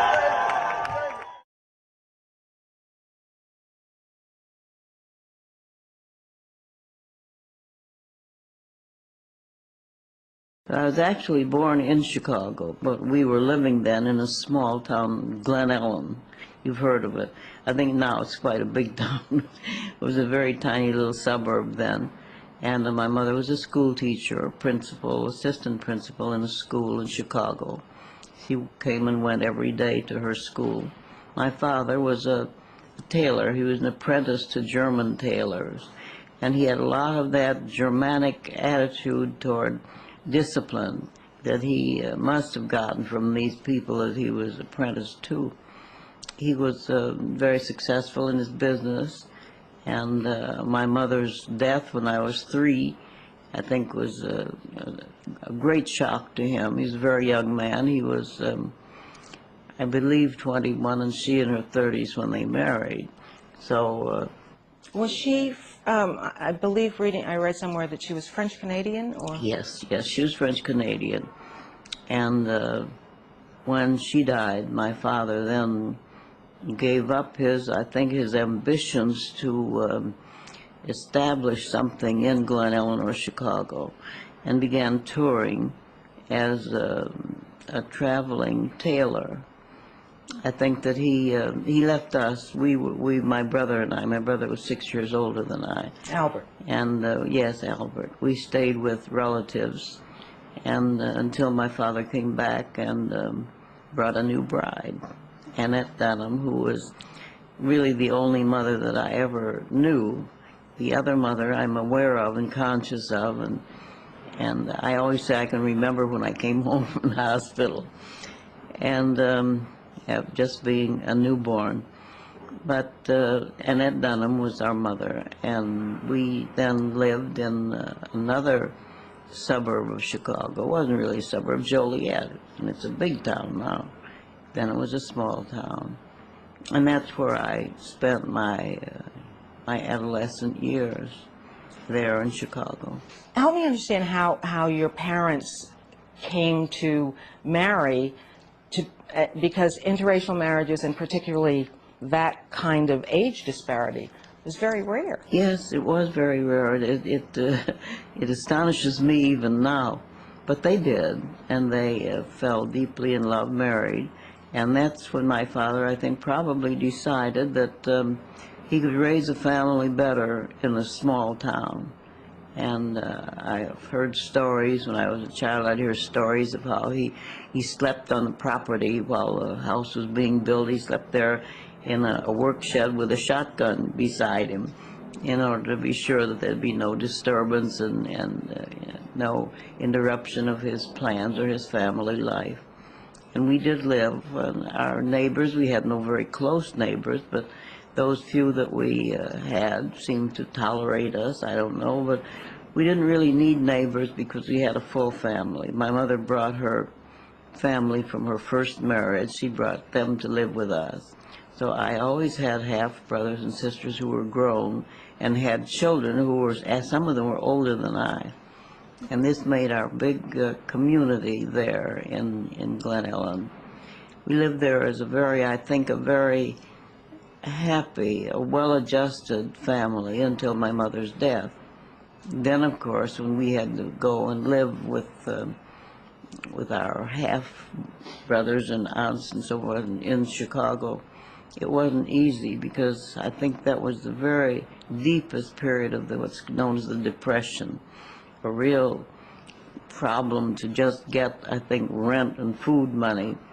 And that's what I remember from my very young childhood. I remember those years of deprivation, but we were much loved by my Aunt Lulu, my father's sister. And she had a beauty shop in downtown Chicago. This was also very unusual. But with the beginning of the Depression, things were difficult for her. And then began the influx of black people, Negroes from the South. And that made a difference in Chicago, where beforehand, my father had been welcomed as an apprentice. My Aunt Lulu had been welcomed as a beautician. That was no more the situation. There began to be a real resentment toward these people coming from the South and taking work and money away from the needy in the city. So I think that was the beginning of a period of real racial tension in Chicago. I felt that I'd come home in many ways. I never felt a stranger. I never felt myself to be an outsider, especially after I was initiated into the Vodun in Haiti. I felt that these are people that I know, but I should know more about. And it was always a thing of questing, whether it was a meal at somebody's house and different food that I wanted to know about and how to make it, or whether it was going to a ceremony. I felt I belong here. I didn't feel that I wanted to come back and stay forever, but I felt that somewhere or another were bridges and ties that I was destined to cross. I wanted to bring those people more into our lives. I wanted to bring them into the whole thing of being black, and I wanted them to know about Africa, of course, but I wanted them to know about North America too. And there seems to have been a very strong spiritual connection. Mm-hmm. There was without doubt. I felt comfortable spiritually. I felt I'd like to know why they worship this or that God and who that God is. I didn't have to worship that God, but I had to, just had to know it. That's all. I just wanted to know. And interesting thing is they accepted that. They accepted my curiosity, my interest, my desire to know, and my willingness to go through whatever they went through in terms of initiation, for instance. My willingness and eagerness to be initiated into their cults was important to them. And of course in the other islands, like for instance in Jamaica, with the Maroon people, it was just a matter of, they'd never had anyone from the outside spend the night. Herskowitz had been there in the day, but no one had ever spent the night, and that was my journey to Akambong, my stay with them. So it was my interest in being a part of them that made them open up to me.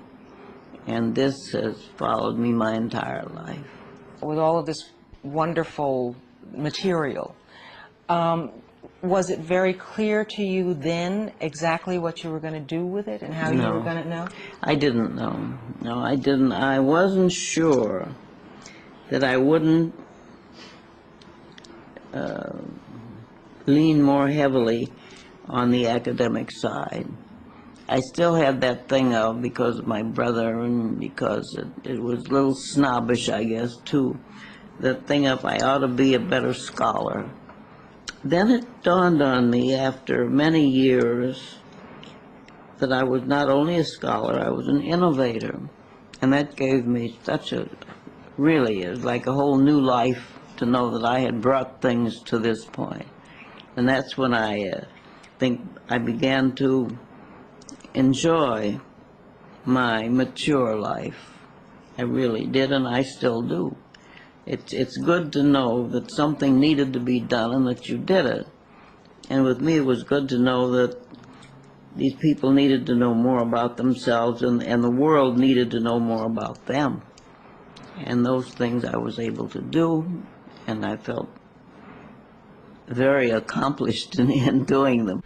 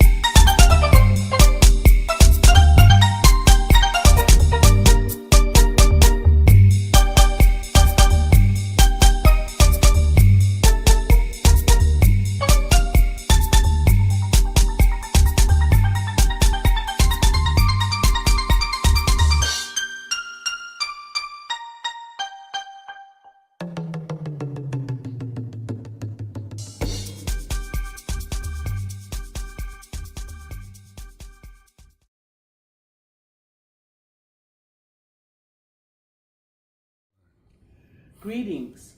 I'm Dr. Halifu Osimare, former dancer, choreographer, cultural activist, and a protege of Katherine Dunham. It is my honor to be a part of this global celebration of her 115th birthday. And I'd like to share with you some of my experiences with Ms. Dunham. And I'll be reading from my latest memoir, Dancing the Afro Future, Hula, Hip Hop, and the Dunham Legacy. I'll be reading from page 91, where I'm talking about my beginning of my certification in Dunham technique and a special project that I did for Ms. Dunham in East St. Louis in 2001. So here's an excerpt from Dancing the Afro Future. My experience with the Katherine Dunham dance legacy reached a crescendo in July of 2001, when I went to the annual Dunham seminar in East St. Louis and became an officially certified Dunham instructor. Ms. Dunham had asked Alberta Rose, my friend whom she had appointed the director of certification, to inform me that she wanted me to become a certified instructor.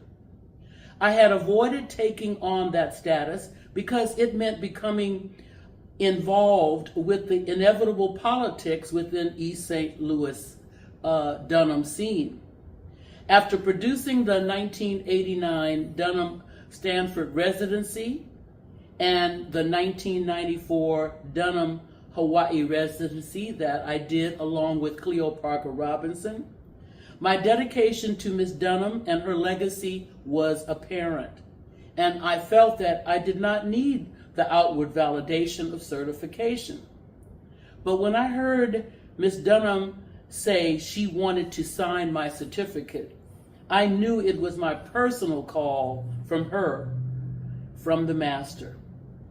I had already written the required Dunham History Theory essay exam and sent a videotape of my teaching while I was still living in Hawaii.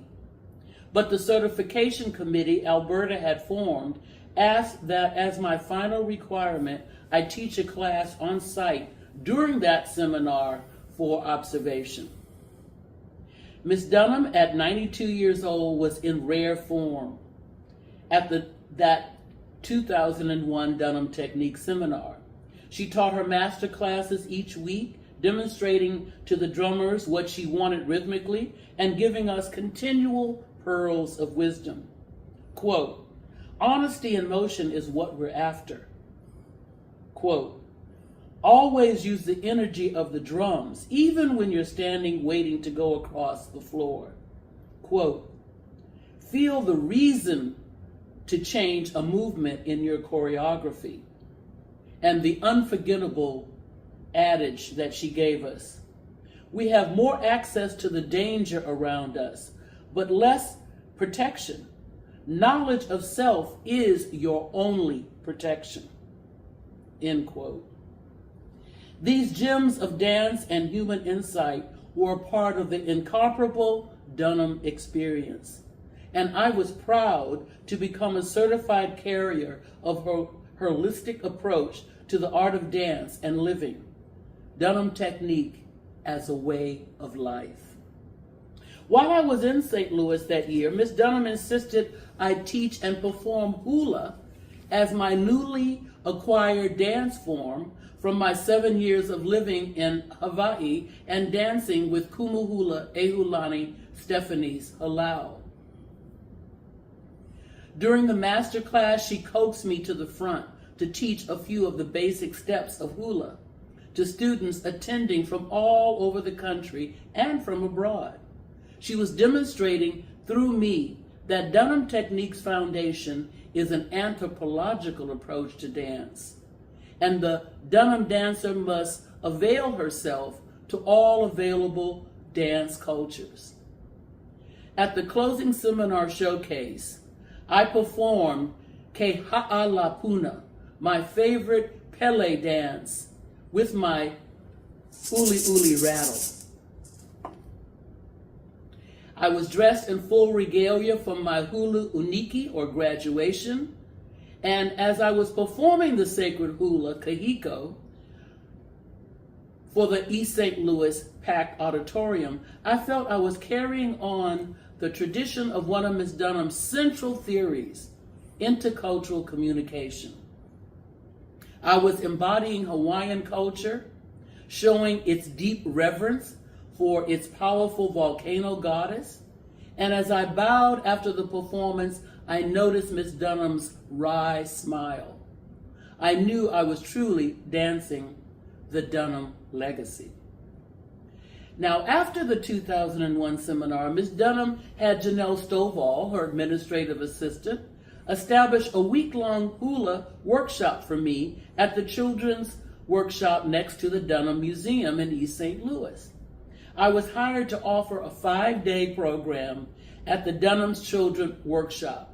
I called it Hawaii's Ecology Through Hula, which fulfilled a national grant that Janelle had obtained. I designed the workshop to focus on dance in relation to the environment. What better dance from form than Hawaiian hula to create a series of classes that merge dance with knowledge about ecology of the local flora and fauna.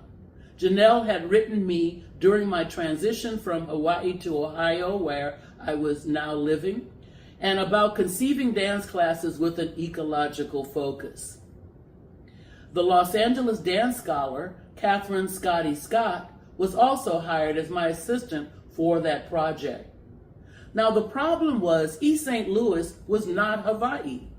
The beauty of the land and the islands had inspired so many hulas, and was found in, what we found in East St. Louis was trash, debris, neglected fields of poverty-stricken East St. Louis.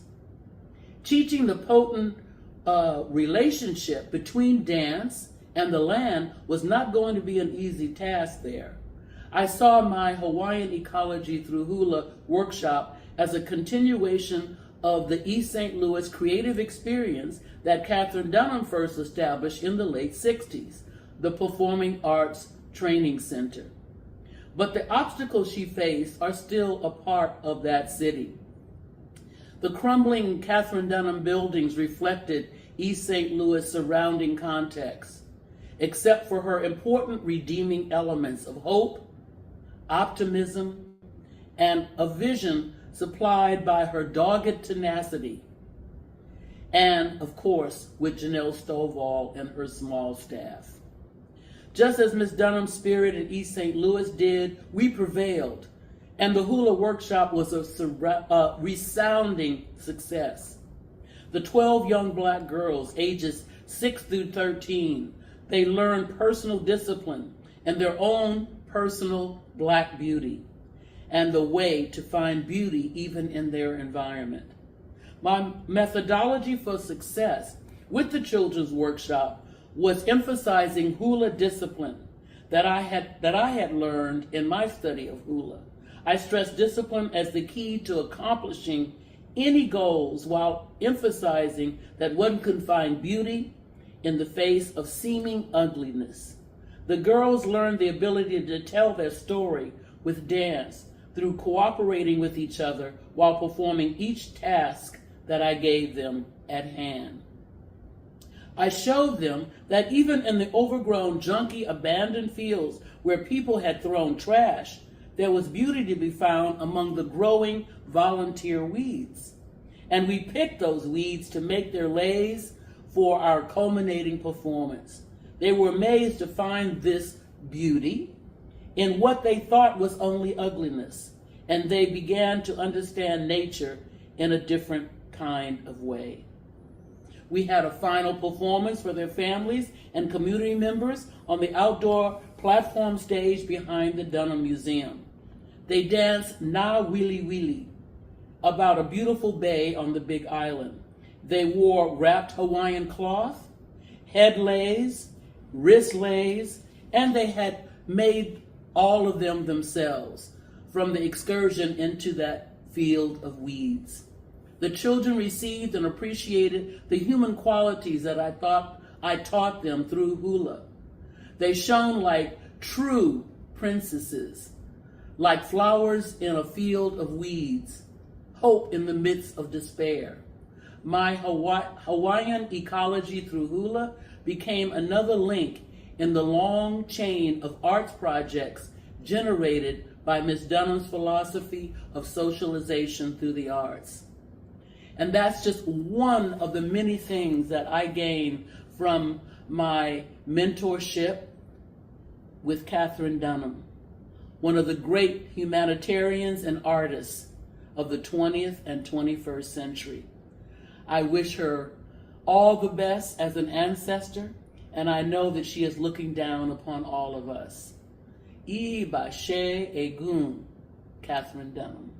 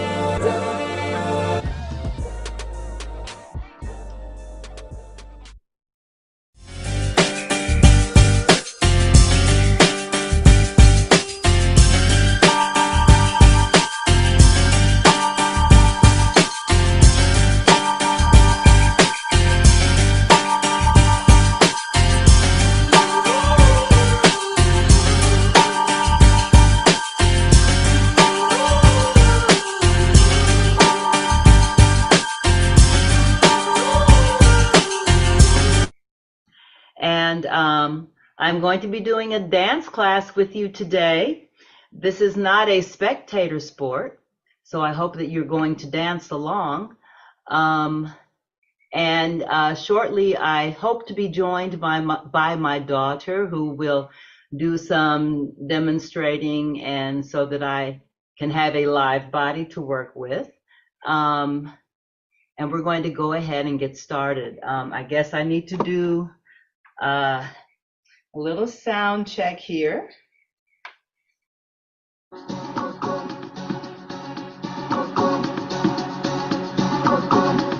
And I'm just going to assume that you can hear me and the music, and I'm sure that someone who is moderating will let me know if there's a problem with the music and the sound.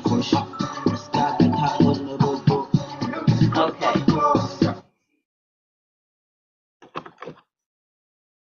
So for the sake of those who may not be familiar, let's go through a little port de bras, and then we'll get started.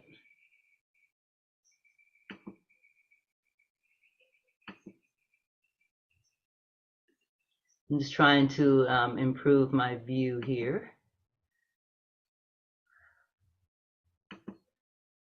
Okay, so many of you probably already know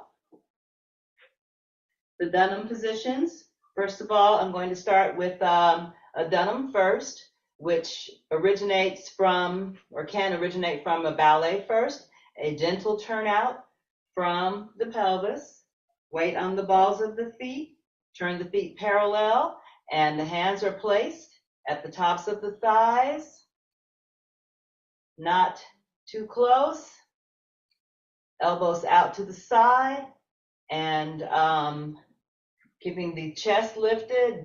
Do not concave the chest by pressing the elbows forward, but go straight out to the side.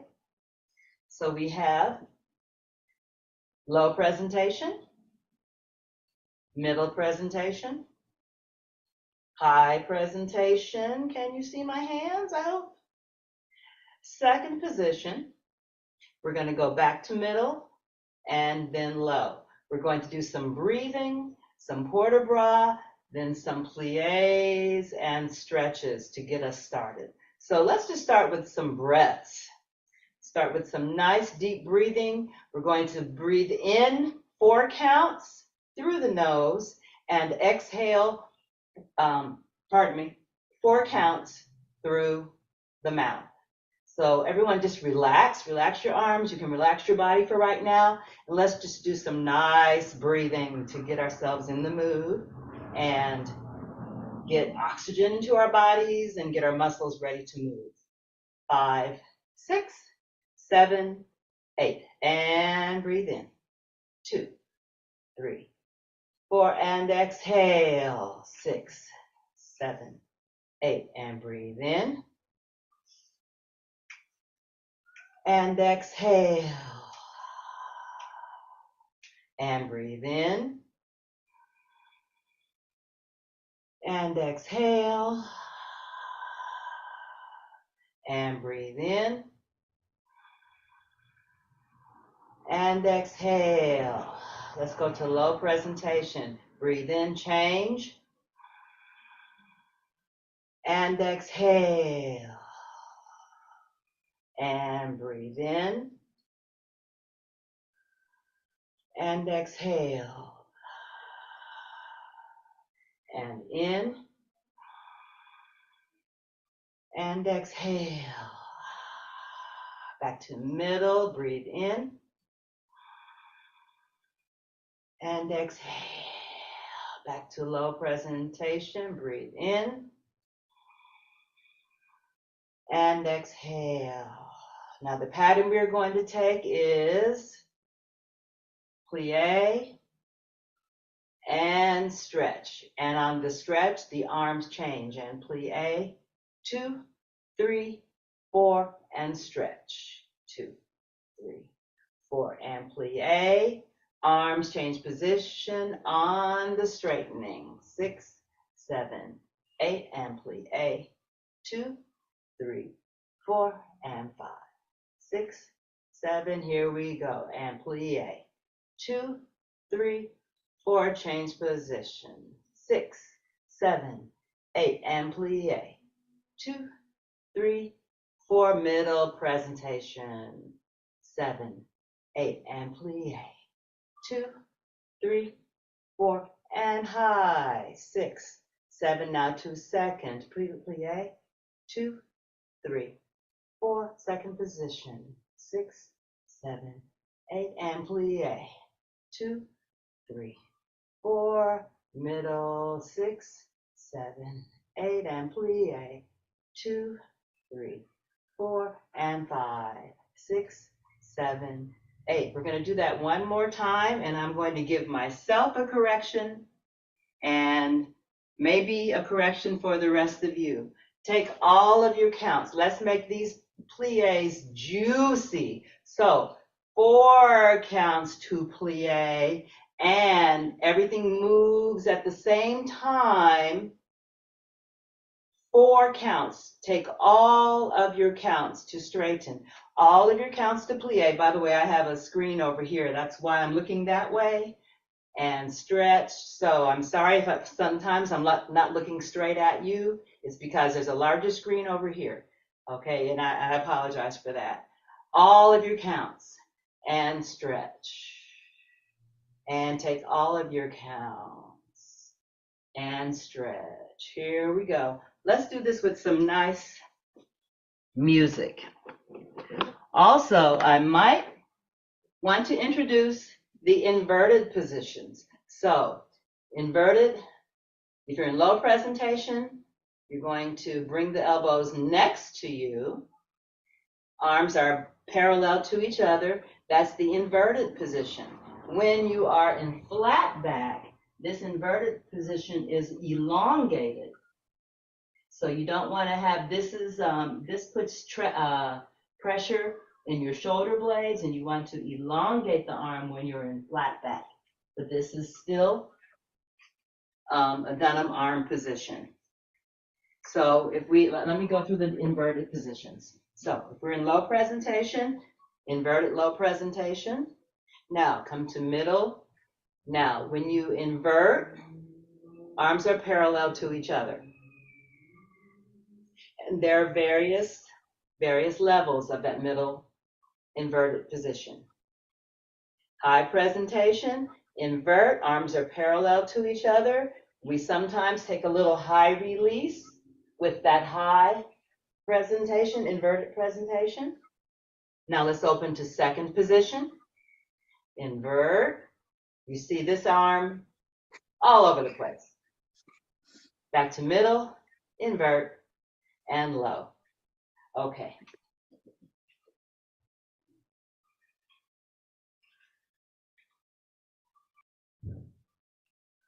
So there's a very lovely African summer tune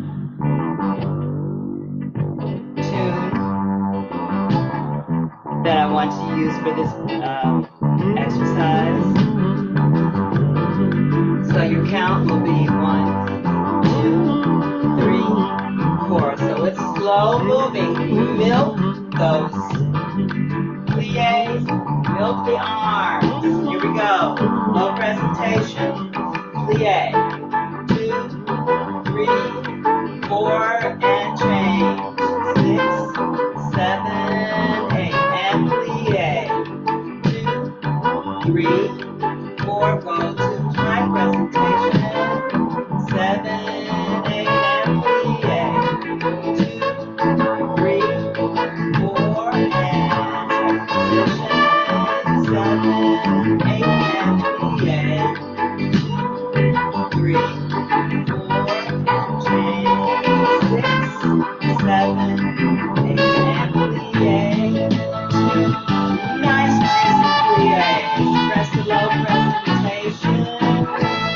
And hold it right there. Now we're going to go to the inverted positions. Here, invert. Here, invert. Here, invert. Invert.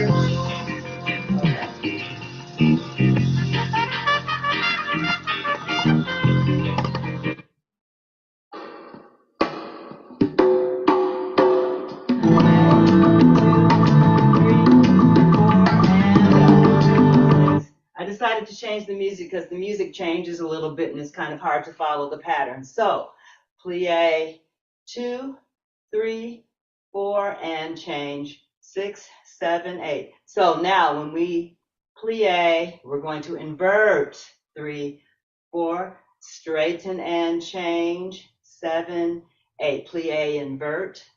2, 3, 4, straighten and change. Okay, that's the pattern. Here we go.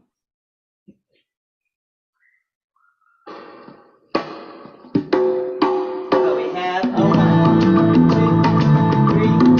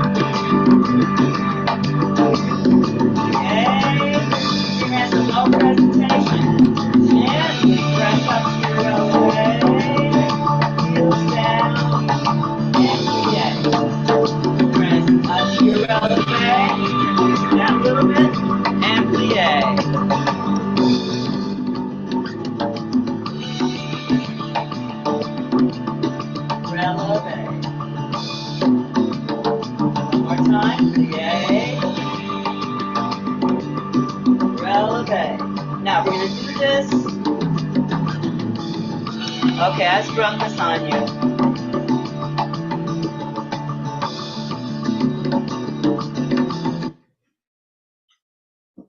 So now we have plie, invert, straighten, releve, change. Heels down, plie, invert, straighten, releve, change the arms. Plie, invert. 3 things happening when you straighten. Straighten, releve, change position. Don't forget, from second, go back to middle presentation.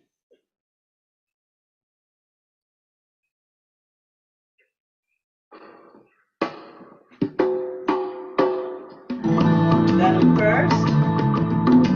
Go presentation. Here we go. We're going to go plie, releve, and plie. I'm sorry, that's plie, invert, releve, plie, invert, releve, change position, plie, invert, releve, change arms, plie, invert, releve, change arms, plie, invert, releve, change, let's take a little bit faster, plie, and change, releve, plie, releve, change, plie, releve, change, plie, releve, change, oops, plie, releve, change, plie, hold it there, hold it there.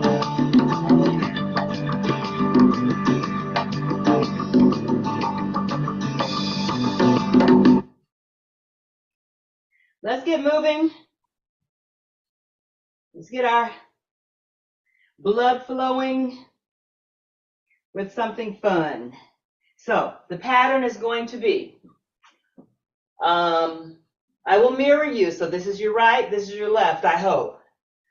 1, 2, 3, 4, 5, and 6, 7, and 8. 1, 2, 3, 4. We're going to go to high presentation. Invert the arms. We're going to take a fall. Plie, fall forward. Bring your chest all the way down to your thighs. Relax your head. Look between your legs to the back of the room. Hands gently brush the floor. 1, 2, 3, 4. Straighten. 5, 6, 7, 8. Roll up. 2, 3, 4, 5, 6, 7, 8. We're going to do that a couple of times. Make everything nice and juicy. And take all of your time. These falls just feel so good on the spine. Fall forward, chest always all the way to your thighs, and drop your head. I know that you like to look at the screen and lift your head, but that takes away from the position. You're in a relaxed position, no wrinkles in the neck, nice and smooth here. Look, your focus should be to the back behind you. Straighten. You're trying to keep your hands on the floor if you can. If when you straighten, your hands come off of the floor, it's okay. From there, you're going to roll up. We're going to do that a couple of times. Then I'll talk you through it all. Just stay with me, listen to my voice, and try to follow directions. Here's the thing. If you listen to me and try to do what you think I'm saying without raising your head a lot and trying to look and see what's going on, trust yourself and try to find the positions that I'm talking about, because when you lift your head to look, it puts a strain on your neck and a strain on your back. So just try to listen and follow and trust yourself that you're doing the right thing. So when I say fall and that your focus should be to the back of the room, don't look around. trying to figure out if that's the right thing. I'm saying, look to the back of the room. Process what I'm saying. Look to the back of the room. Look behind you, between your knees. No wrinkles in your neck. You can't lift your head without putting a wrinkle in your neck, correct? Straighten the legs and roll up. Now, after we've done that a couple of times, we're going to roll straight down. Well, nah, we'll do this again. We're going to fall again. We'll do some plie and stretch, plies and stretching here. Then we're going to walk our hands out to a downward dog.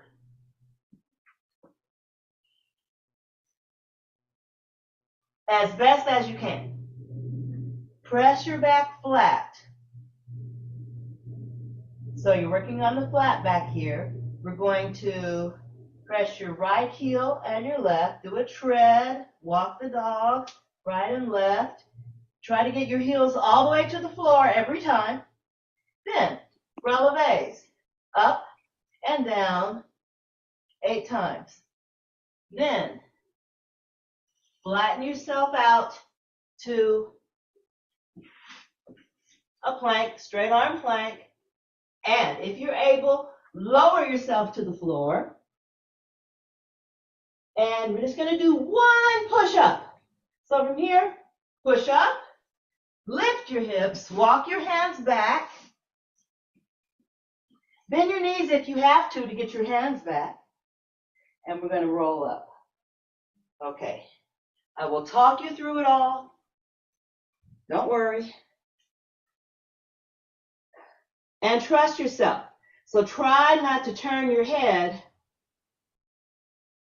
trying to look at the screen to see if you're doing the right thing. Try to trust yourself.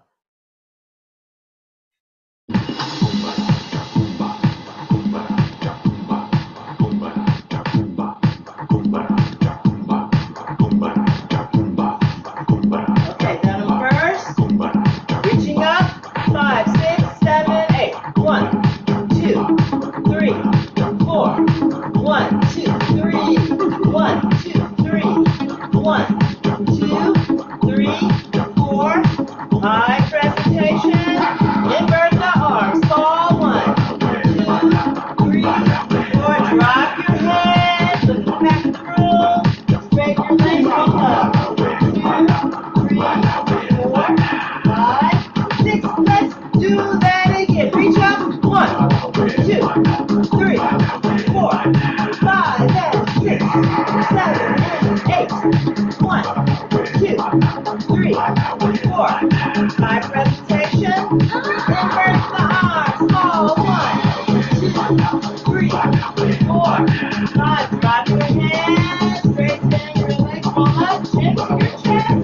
Chin to your chest. Around. 5, 6, 7. Reach up again. And 1, 2, 3, 4. Keep going. 5 and 6, 7 and 8. And 1, 2, 3, 4. High presentation. Invert the arms. Fall. 1, 2, 3, 4, 5, 6, 7. Straight the legs. Roll up. 4, 5, 6. This is the last time. Reach.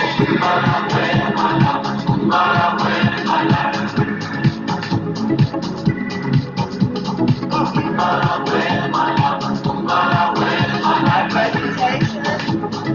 Invert the arms. Fall. 4, 5, 6. Stretch your legs. Now stay there. And plie. And stretch. Let your head hang. Plie. And stretch. And plie. And stretch. 1 more. Plie. And stretch. Walk your hands out. 1, 2, 3, 4. Stretch your flat back. Hold that flat back. Stretch. Heels are on the floor. Bring your feet closer in if you have to. Walk the dog. Press right to left. Stretch. Press. Releve both feet. Up. Down. 2, 3, 4. 4 more.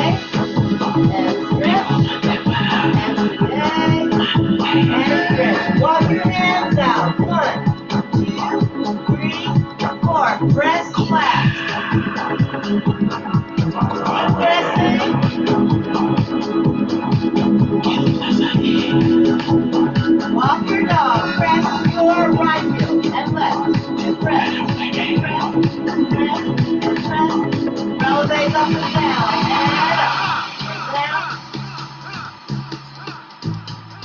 Get ready to walk out to that straight arm plank. Walk out. Support your body. Lower your body. Breathe in. Blow it out. Push up. Lift your hips and walk back. Roll up and count. 1, 2, 3, 4, 5, 6, 7, 8. Lower presentation. Plie. Stretch. And shake it out. Breathe in and out.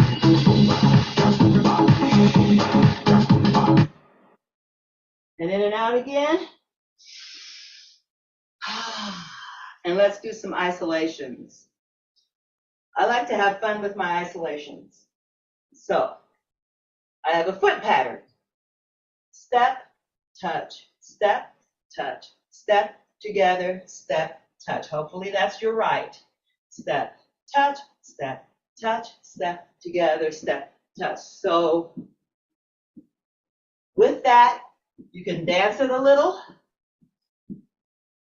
And whatever part of the body we are isolating, the direction that you're moving is the direction that you're looking, or the side that you're on, even with the rib cage and even with the hips. So with the rib cage, it's a little weird, but you're going to go right and left and right, left, right. So the step together step is side, side, side, side to side, or front and back, and 1, 2, 3. So whenever you have step together step, it's 1, 2, 3, side, side, side. So for instance, with the head, we'll go right and left and right, left, right, left and right and left, right, left. Get it? So when you tilt, right and left and right, left, right, left and right and left, right, left, down and up. Okay. Is that clear? I hope. I'm just trying to feel you through the through the internet. I hope that. It's clear, Miss Jen. Is that Rochelle? Yes. Hi, Miss Rochelle. It's so good to hear a voice. I know. Oh, thank you so much. Okay, everybody, let's try it. I have some more fun music.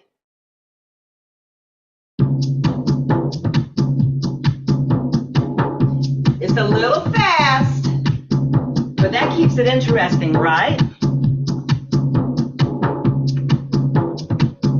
Let's get the feet.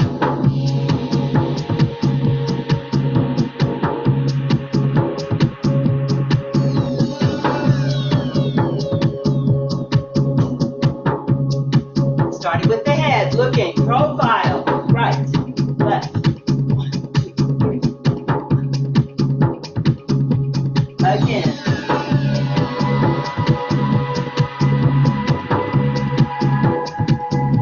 Tilt.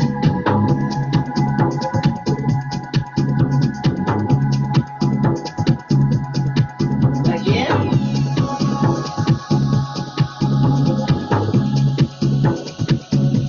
Down and up, down, up, down, up, down, up, down.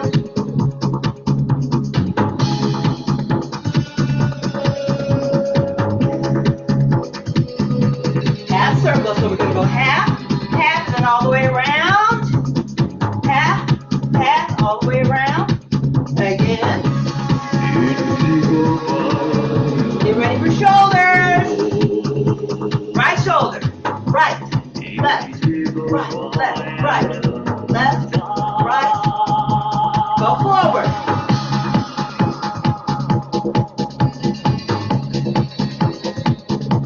Go back.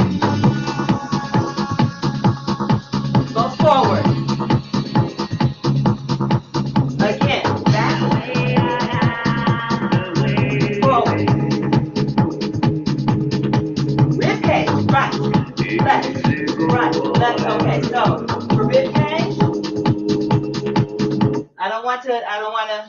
ruin our momentum, but let's go to low presentation. That gives your arms a nice position for that rib cage movement. Right, left, right, left, right. Okay, left, right, left, right, left. And I'm looking at myself. I'm sure others have this same, need this same correction. We're trying to isolate the ribs and not the shoulders as well. Right, left, right, left, right. Try to have these shoulders just as a result of the rib cage moving as opposed to tilting the shoulders. Okay, let's try the rib cage.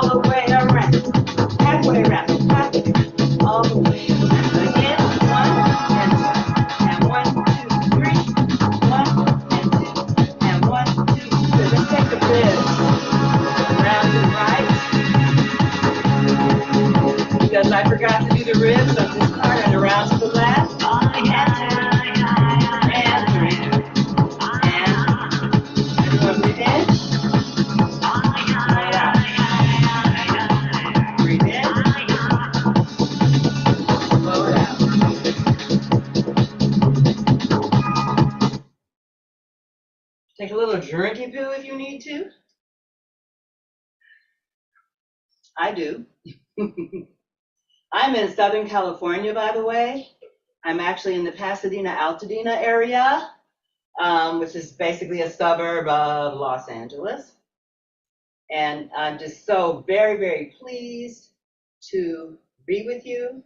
And I want to deeply thank the sponsors of this endeavor, a very lofty goal, all these hours of Dunham, just so fantastic. So thank you, everyone. Anyone who is tuning in, thank you. Everyone who has participated, thank you. And I'm honored and humbled to be with you.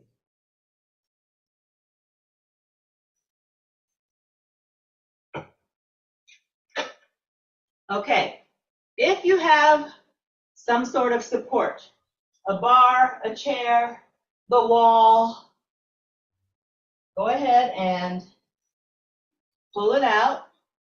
And we're going to very carefully start with our press-ins. If you are leaning against a support that is not permanent, that is not against, installed in a wall, then when you press forward, lower your elbows and take a downward press so that you still can get the stretch. You can stretch your Achilles, keeping your heels on the floor, but just very, very careful. And then, of course, for your flat back, no problem. But when you press forward, just do it very, very carefully and just try to make sure that you get that stretch in your Achilles. Okay, so we're going to start with press-ins. When you press in, you want to try to have a straight line from your heel to your shoulder with no break. So when you press forward, it's a straight line. You're standing up straight, and then you're taking it over to a diagonal and back up without a break in the body. So you don't want to leave your behind. No break in the body. Straight. Pressing forward, but not an arch either. A perfectly straight line. Then we flat back. We're going to start in plie. Flat back, and we're going to press. It's a little pulse through the back and through the knees, but it's not a big bounce, just a pulse. That's why we call them press-ins. So we're going to go 8, pressing in, flat back, 8s, twice. Then regular straight legs, press in, 8 counts, flat back. Make sure that you are on top of the leg and not leaning back. So you're perpendicular to the floor. Your feet are in Dunham first, and you're taking a little pulse in your back. Then we're going to take the press in releve, carefully. Press in, 8 counts. We're going to hold the releve into our flat back in releve. 8 counts each. At the end, oh, and by the way, low presentation, middle presentation, high presentation. Open the high presentation and go over to your flat back. When you're on the bar, that's the position of your arms. It's kind of an open high presentation. So the relationship of your arms to your body is the same as when you're in high presentation, except you have to open it to put your hands in position on the bar. So at the end, we're going to be in releve, flat back. I want to bring your right hand clear through to that low presentation, that inverted low presentation. Left hand, inverted low presentation. We're going to contract, roll up to the high presentation. Heels down, arms down, plie, and stretch. Okay.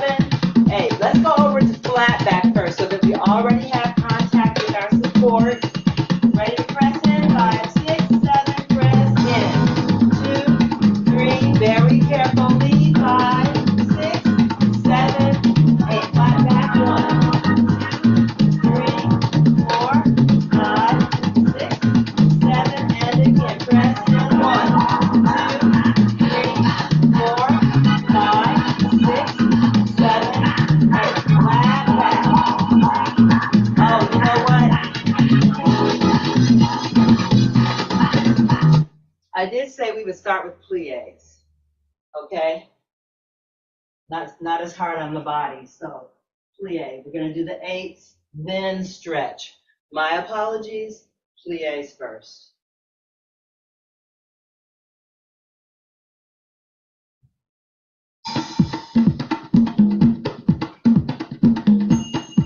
Oh, my daughter will be joining me any minute. It'd be nice to have her body here. Here we go. Over flat back. Pressing in. And 1, 2. Very carefully. 4, 5, 6, 7, 8. Flat back. 1, 2, 3, 4, 5, 6, 7. Press in. 1, 2,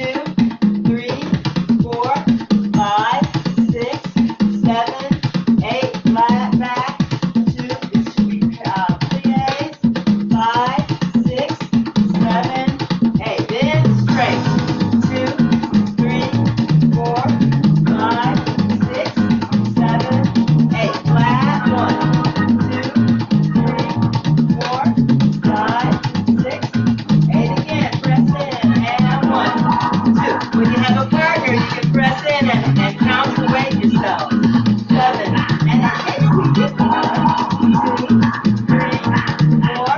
Here we go. Releve. 8 counts. Up and 1, 2, 3, 4. Now we're going to hold the releve in straight leg. 7, 8, and flat. 2, 3, 4. Go ahead, your head lower than your shoulders. 7 and 8. Rest and 1, 2, 3, 4, 5, 8, 6, 7, 8, and 1. Just good. 2, 3, 4, 5, 6, 7. Hold it there. Hold it, hold it, hold it. Slowly take your right arm off. Put it in extended, elongated, low presentation. Left arm off. Hold your releve. Now, bring your arm to the ground for low presentation. Contract. Roll up.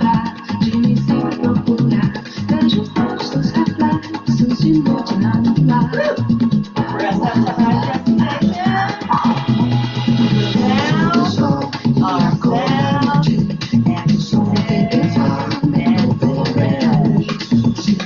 And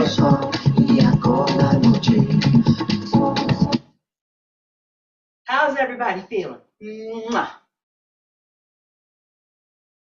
Okay, well, you know, this is really weird for me as a teacher because I have to just, like I said before, just assume and feel your vibes through the internet that everything is okay. If it's not, I don't know what to tell you. Except, I don't know, maybe I can give you my email later or something and you can email questions. I don't know. I don't know what to say or do. Hi, Rochelle. What were you going to say?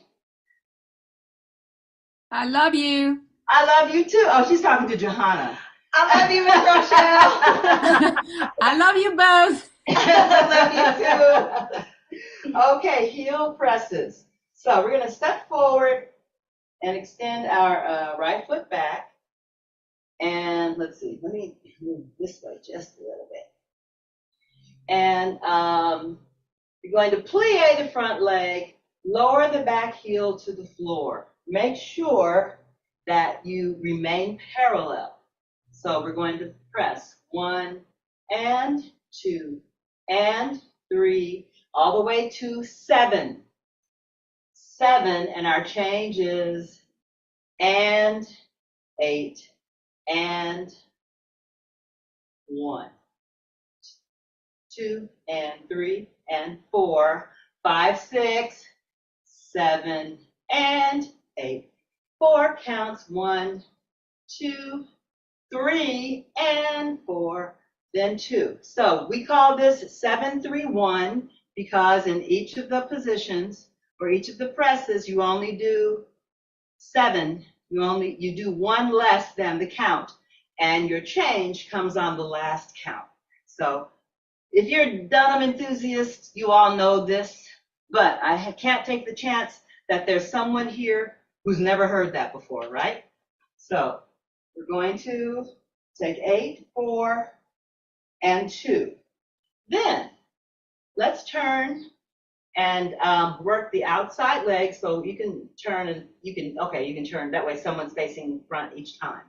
And we're going to work the outside leg. So now we're going to take 8, 5, and 6, and 7, but our change now is going to be a nice leg swing. So we're starting to engage the pelvis a little bit. So it's going to be swing forward, turn toward the bar, lift, and back. 5 and 6 and 7, brush, change, lift, 1, okay? 4 counts, we won't do 2. This is kind of a lot for 2. So we'll just do 4. We'll do 8 twice and 4 twice here, okay?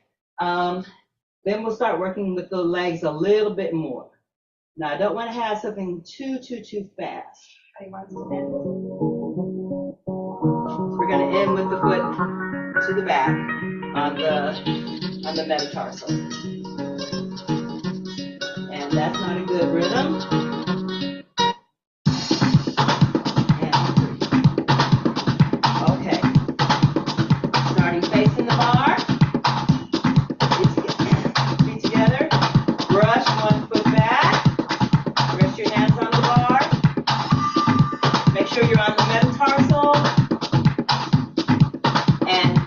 turned out. Facing straight. Straight ahead. And 5, 6, ready, and 1, 2, 3, 4, 5, 6, 7, and 8, and 2, 3, 4, 5, 6, 7, and 4 counts.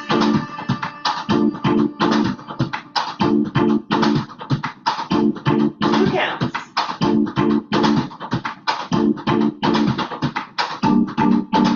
Now, turn, and 1. Nice leg swing. Press, change, lift.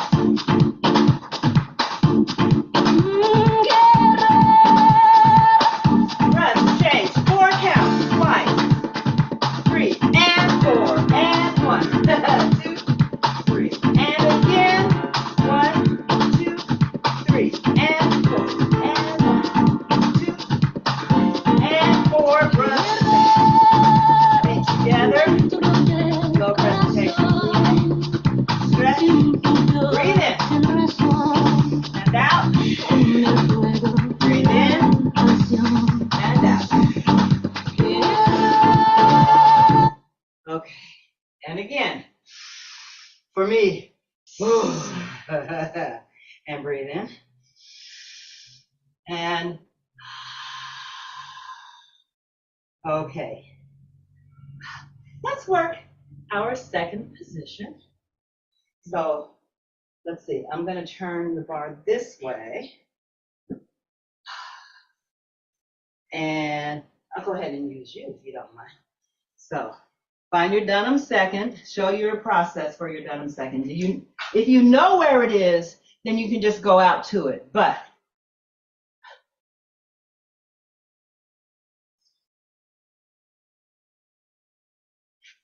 there it is, okay? So you go to your ballet second, and then you can go parallel and turn out one more time. Dunham second is nice and wide, and the ideal plie in Dunham second is with the tops of the legs, your thighs, parallel to the floor. Now, if it's not comfortable, you don't want to take it down that low. Go ahead and try it though. Go ahead and take it. So if you've really got it like that and you can hold that position without leaning forward or back, that is the ideal Dunham second position plie. But that's not where you should work. Not right away anyway, even, warm up to it first. Now, if you can work there, fine, but know yourself and know that if that's too deep of a plie, then that's not where you should work, because you don't want to sacrifice anything when you take that position. You don't want to have the knees rolling in or have your back tilted or lose your zip up and your zip down, losing the support of your core when you're in that position. Okay, I'm sure Ms. Rochelle talked about zipping up and zipping down, engaging and activating your abdomen, your core, your abdominal muscles, and making sure that you don't have a curve in your back. You want to have a natural, neutral spine, but not a sway back, and then not a contraction either. You want to be somewhere in between. So we're going to take plie. 1, 2, 3, 4. Press 5 and 6 and 7. Contract and release. Contract, release, contract, release, contract, release. Neutral spine and stretch. So you have release, then back to neutral and stretch. Then side to side. Plie. 2, 3, 4. Press 5 and 6 and 7 and 8. To the right, left, right, left, right, left, neutral, and sorry, I got it this time. She just got here. It's okay. It's okay. She's here to help me. Then let's circle around to the right. 2, 3, 4, 8. Circle left, 8. Then plie, circle left, straighten, circle right. Got that so far? Then plie, 2, 3, 4, press 5, 6, 7, 8. Lift your right heel and down. Forced arch left, heel down, both heels up and down and up and down. We'll go straighten, give ourselves a little break. Same thing again, plie, 5, 6, 7, 8, left and down, right and down, both and down, both and down, and stretch. Okay. Let's go that far and then I'll add the next exercise. Okay, so right now we are just plieing, doing contract and release, right and left. Circle in the plie, reverse the circle on the straighten, then circle on the plie, reverse the circle on the straighten. Plie, right heel, left heel, both, and straighten. Plie, left heel, right heel, both, and straighten. Okay? Then we'll get into the lunge. Okay. Let me find fun music. Fun music always helps. 5,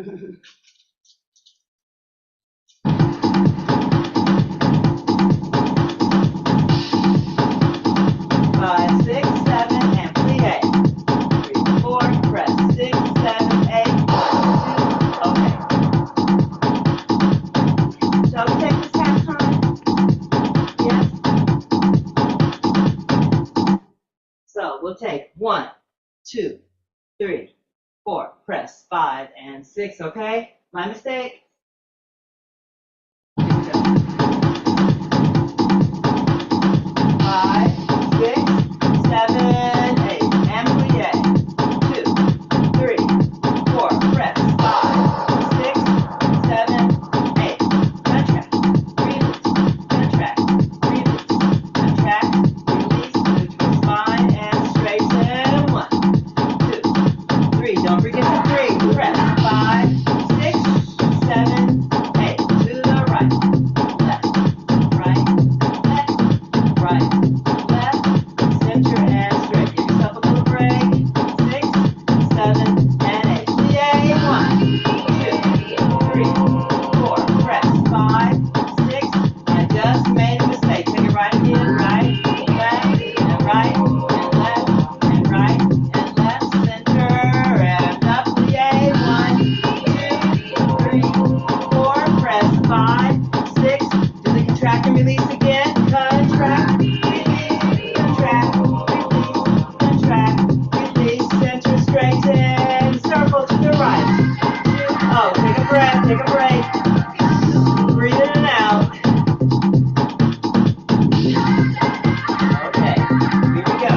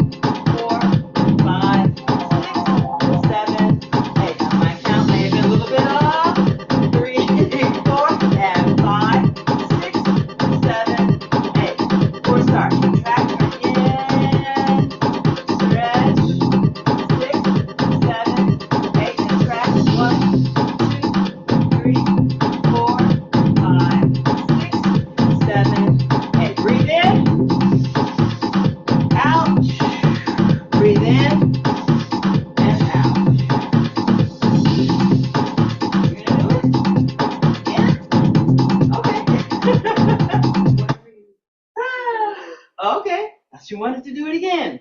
Okay. Here, let me move this back. And maybe we can share the bar. Leg extensions. So we're going to take one on the right side. So actually, we should be moving our left to mirror the screen. 1, 2, 3, 4, and 5, 6, 7, 8, 2, 2, 3, 4, and 5, 6, 4 times. Third time, 1, 2, 3, 4, and circle down. 7, 8. Fourth time, 1, 2, 3, 4, circle in. Okay, then change sides. So twice, regular. Third time, circle out as you bring it down. Fourth time, circle in as you bring it down. We'll change sides. That's 2. Third time, circle out as you bring it down. Fourth time, circle in as you bring it down. Then let's step and take it to the side. 4 times. 1, 2, 3, 4. Third time, circle out. Fourth time, circle in. Turn to the other side. Same thing. That's it. Questions?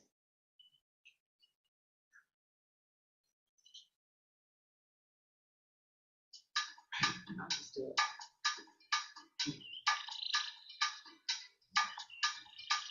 Listen for our rhythm. 2, 3, 4, and.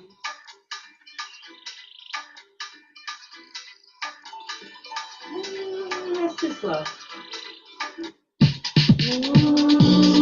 And these are all about the same time signature. Let's just take it a little fast. It's okay.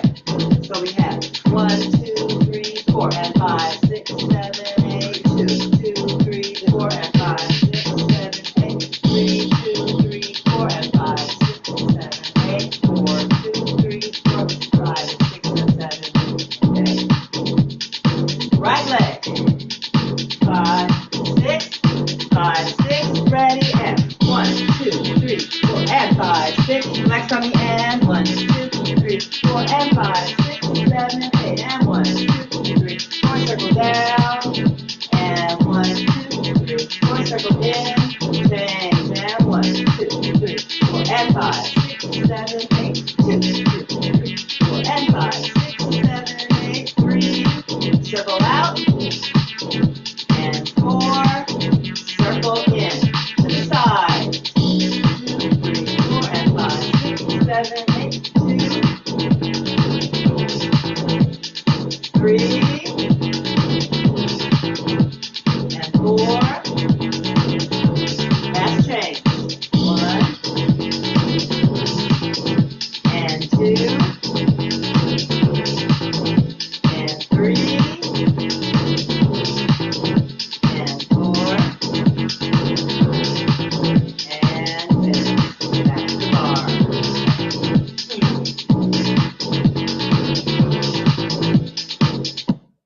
And since we have our backs to the bar, let's do some leg swings. We're just going to do 8.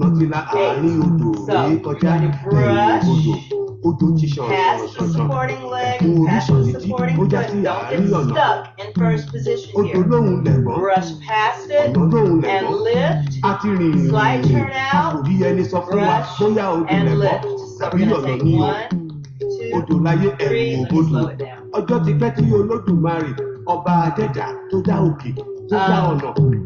8 and change.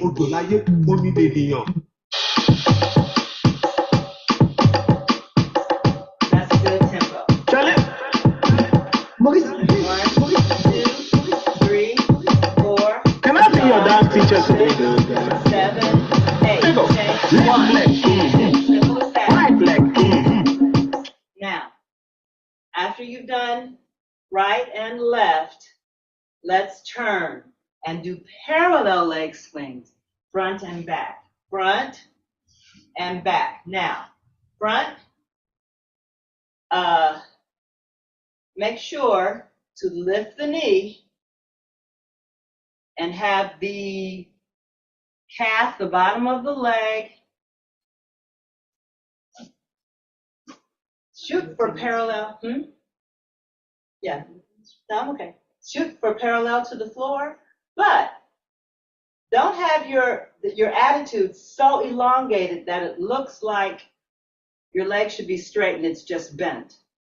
So find that area between just a right angle and that obtuse angle, but not a leg that looks like it should be straight. So we're going to take front and back. When you brush to the back, try to remain parallel. You're not going to have a lot of separation unless you're super limber, a lot of separation between the legs. So think of keeping your knees close together and then extending and using that quad, stretching that quadricep back. Okay, so 8, 8, and then front and back 8, turn, front and back 8. Yeah, that's it. Just brush and change. Then front and back. Turn to your, so start on my left, yes. I think that's a good Pilolo. Pilolo. Then do what you like. Do what you like. 7 and left shoulder. 2, Right shoulder. 4, 5, 6, 8 and 1. Booga. Aji. Booga. 4, Then do what you like. 6, 7, front and back. And 1, 2, 3, We are warmed up. 5, 6, 7, 8, and 1. No dance. 3, No moves. 5, 6, Charlie. 7, and Choco body. Okay, let's put away our support. Let's do a couple of things across the floor. Look at the time. Whew. Okay, this is what I always do. So let's start with our Dunham progressions. A slow Dunham walk, also known as step up, because you are stepping up and you're stepping over your obstacles. So we're going to take 4, 1, and 2, and 3, and 4. Then 8 counts, 2, 3, 4, 5, 6. The last is going to be a cha-cha-cha, 7 and 8, so that you can change to the left side and 2. Now that's if you are in a little space like me. If you're in your living room, then you want to circle around to the other side. If you have it, if you're in a space where you can just go straight, that's fine. But prepare for the other side with a cha-cha-cha, with a 1, 2, 3. It all of a sudden just got really hot in here.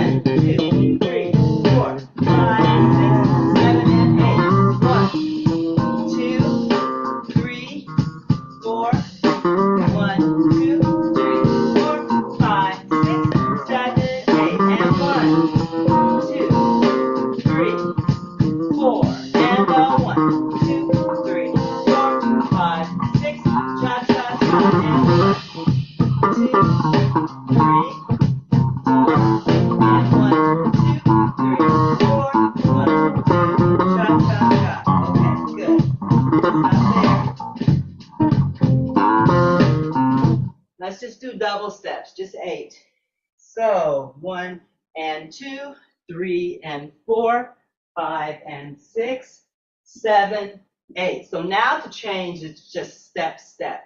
To change to the other side. 2, 3 and 4, 5 and 6, 7, 8. And then you're on the other side. Okay? Here we go. Double steps. Now remember, in your double step, your feet do not come together. You double step, you step through. Step through. So it's not a pony. It's 1, 2, 3. All right, here we go.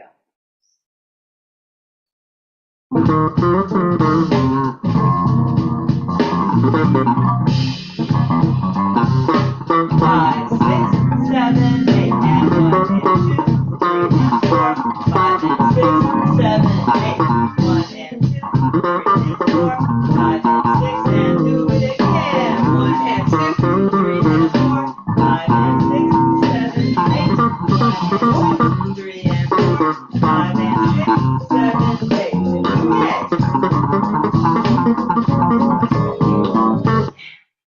And 2, 3 and 4, 5 and 6, 7, 8. Yay, okay. Let's do a little routine for the last few minutes.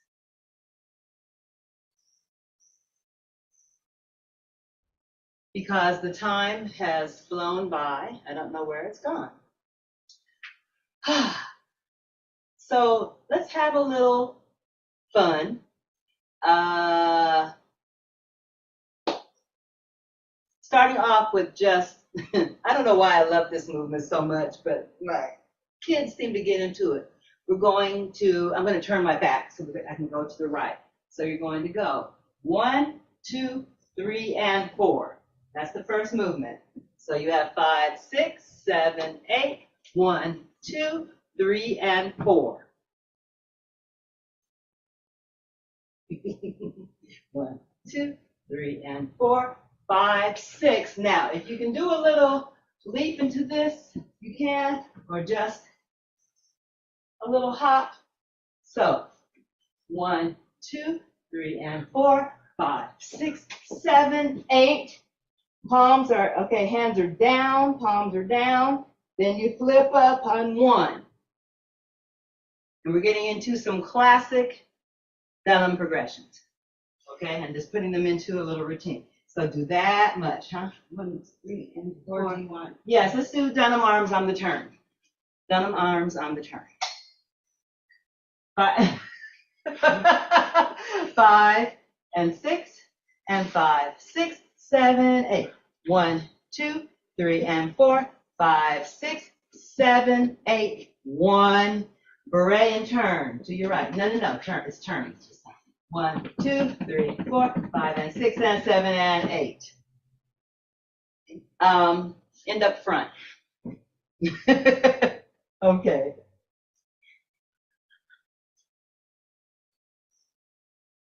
And this goes with specific music, so let me get that for you.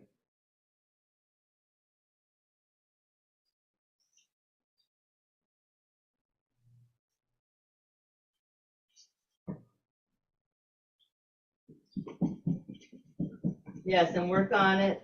So we have 5 and 6 and 7, 8. 1, 2, 3, and 4, 5, 6, 7, and 8. 1, 2, 3, 4, 5, and 6, and 7, and 8.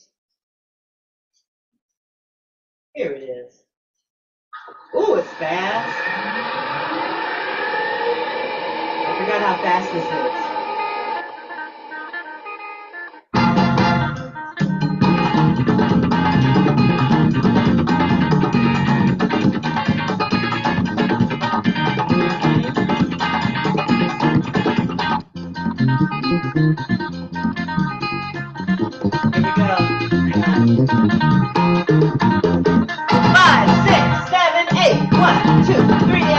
Five, six, seven, eight. 1, 2, 3, 4,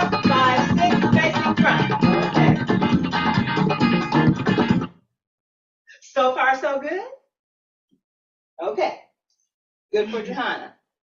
Facing front. Now, we're going to take, okay, right foot. We're going to take a pas de bourrée. So it's just step, step, step.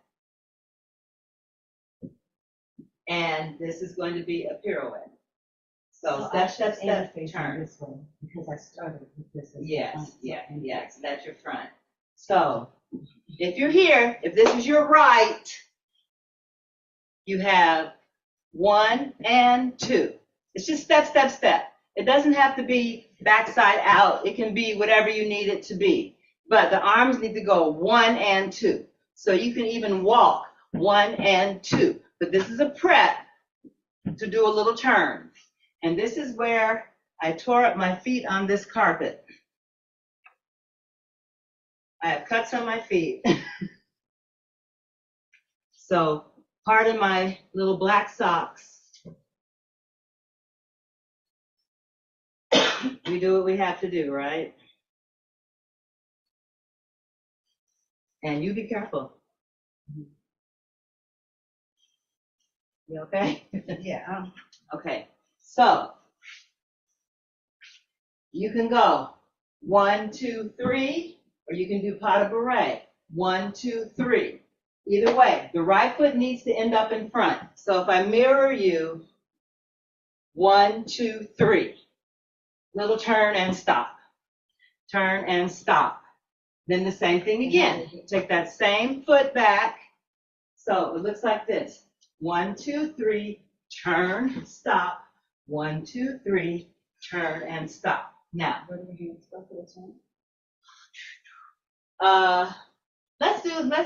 bring them in. So 1 and 2, turn, stop.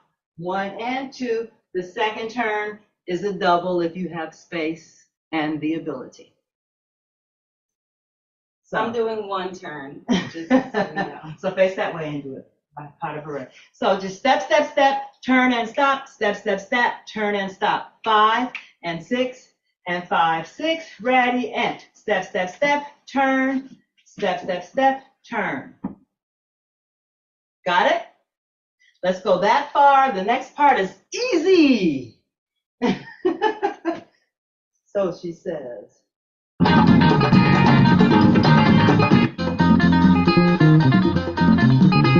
So just enjoy the music, and I will count it off for you. 5, 6, 5, 6, 7, 8. 1, 2, 3, and 4. Turn 5, 6, 7, 8. 1, 2, 3, 4, 5, 6, 7, 8. Pas de bourrée, turn. Pas de bourrée, turn.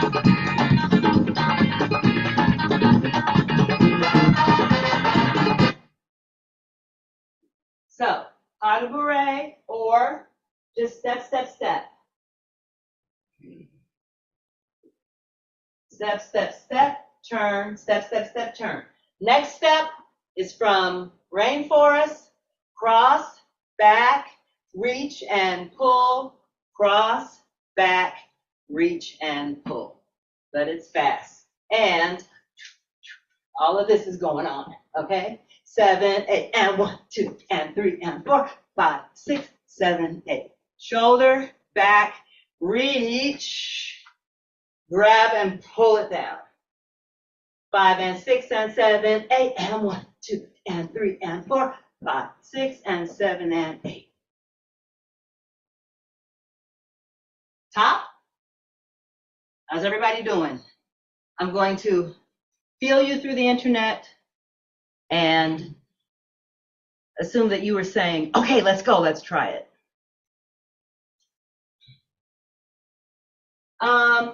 You know, at the beginning of this, there is a wind that blows through.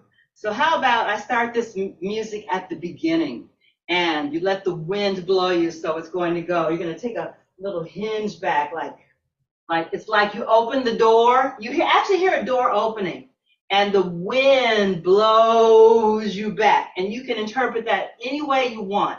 You can interpret it with a hinge. We did not work on the hinge today, so you may not be ready to do that. But however you want to make that happen, And then let's see some windy movement, okay? So just enjoy moving in your space, and then I will count it off when it's time to go. And 1, 2, 3, and 4. Okay? 5, 6, 7, 8, 1. Okay? Don't forget.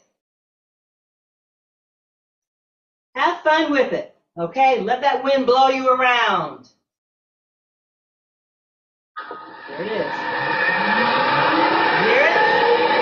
Yes.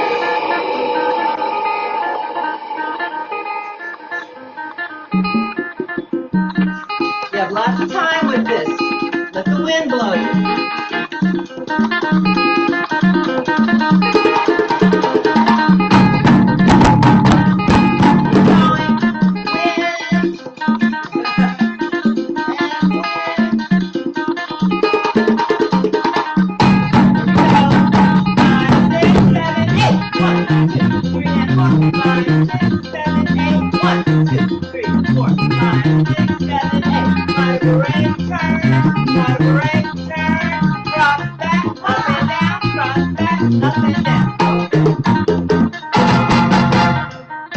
That's a long intro, so I'm going to cut it down a little bit. That's a long time to have the wind blowing or to be blown around. Let's try it one more time, then I'll add a little bit, just a little bit more, and then we'll cool down.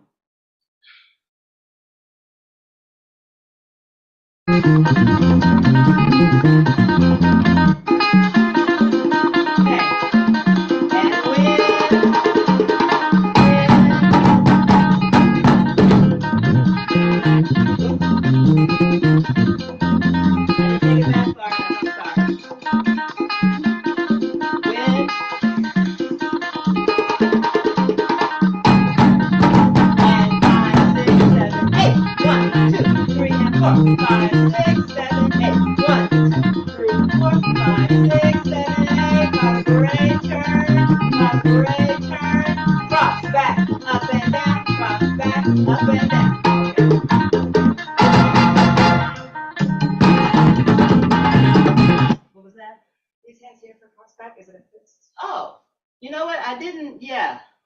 Hands here. And it's right. I didn't really, yeah. Because I was. And it's one, yeah. Cross, back, reach, and pull, and cross. Oh, you know what? Actually, here. Cross, back, reach, and pull. I'm not really sure what they are supposed to be, but for our purposes today, put them right here.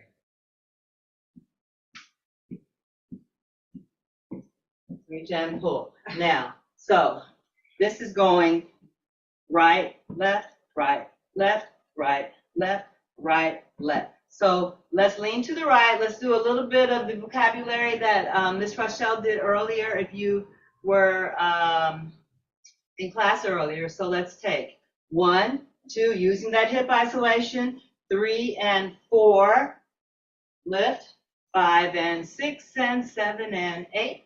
Again, 2, 3, 4. This time turn, 6, 7, and 8. So you have 5, 6, 7, 8, and 1, 2, 3, 4, and 5, and 6, and 7, and 8.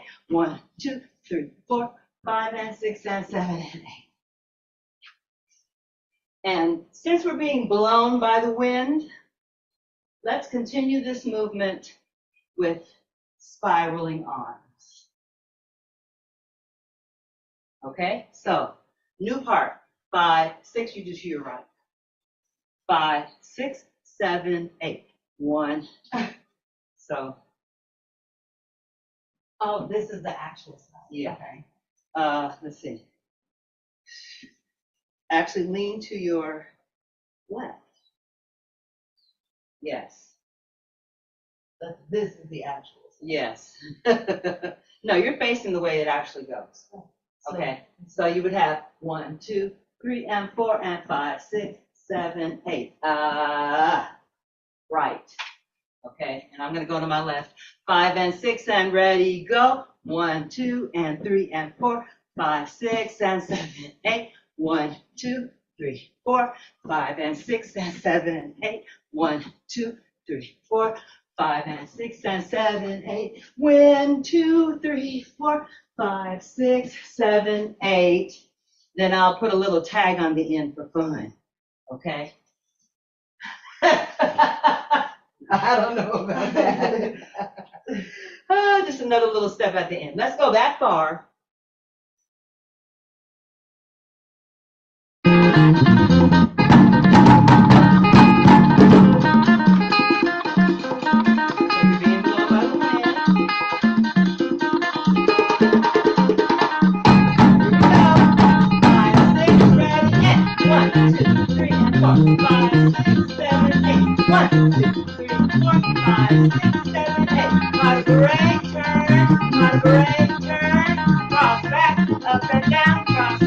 Up and down, and 1, 2, 3, 4, 5, 6, 7, 8. 1, 2, 3, 4, 5, 6, 7, 8.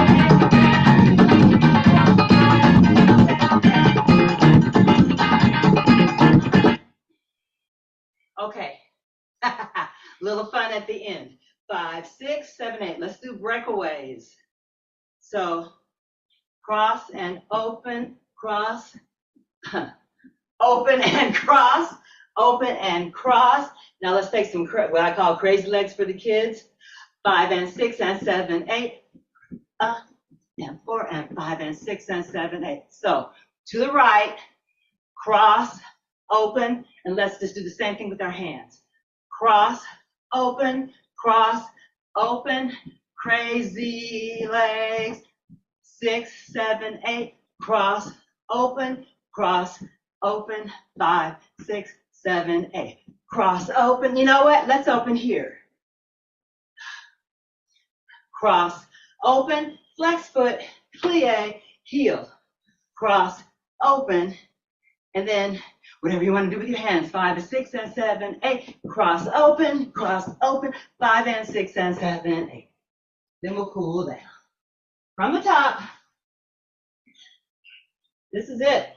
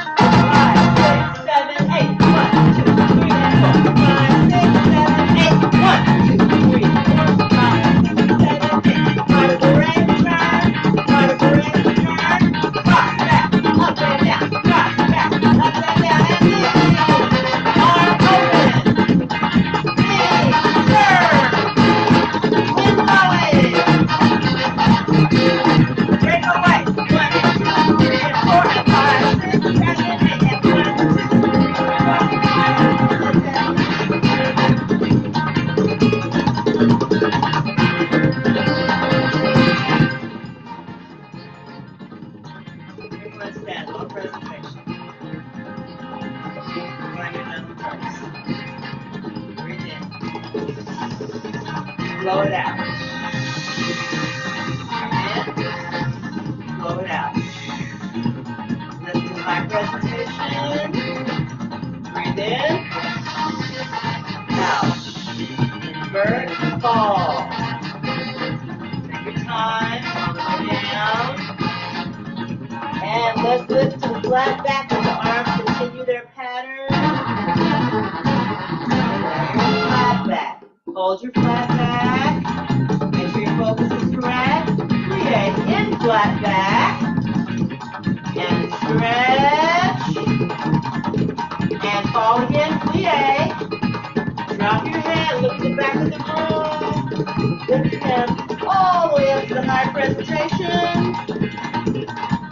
Breathe in. Blow it out. Invert. Fall. Drop your head, look between your knees to the back of the room. Let the arms swing back to that extended, that elongated lower presentation. Flat back. Plie in flat back. And stretch. Fall in plie. Drop your head. Clear through your high presentation. All the way up, all the way up, all the way up. Breathe in. Blow it out. Press up to your releve.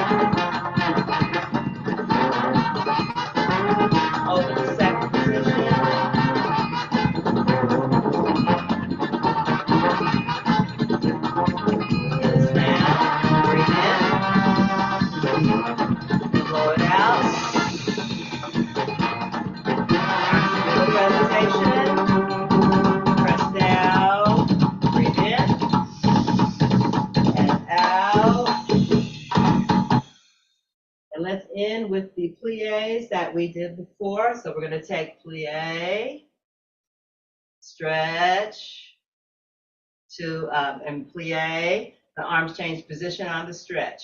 Plie, stretch, plie, stretch, plie. Arms change position on the stretch. So we're going from low to middle to high to second, back to middle and down.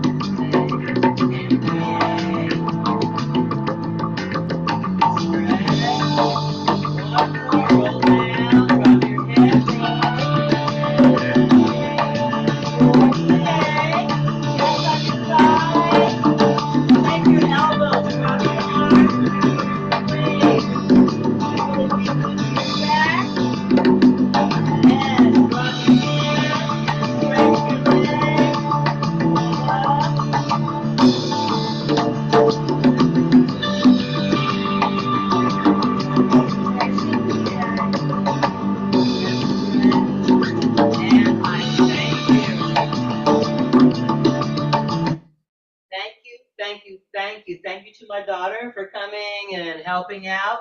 Thank you to all of the sponsors and to our moderator. Thank you so very much. I once again am honored to be a part of this presentation. So, Mr. Q, you can take it away. Excited to see what's up next.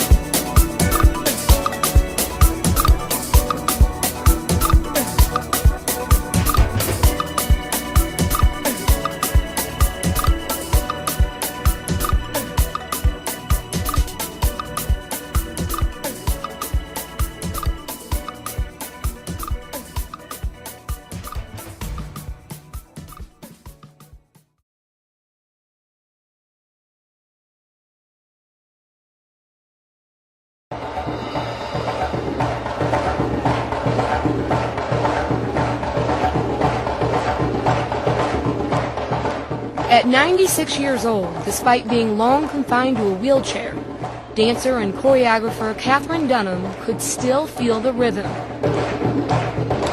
And even greater than that, if you were in the room with her, you couldn't help but feel it too.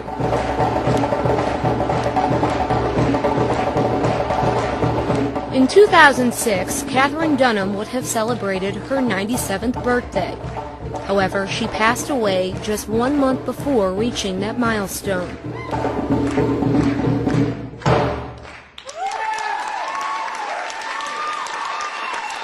But not even her death could prevent her loyal friends and students from both sides of the river from celebrating her life and legacy. How are you? So on June 22nd, Miss Dunham's birthday, hundreds of people jammed the Desley Theater at the Missouri Historical Society to pay tribute to the matriarch of black dance.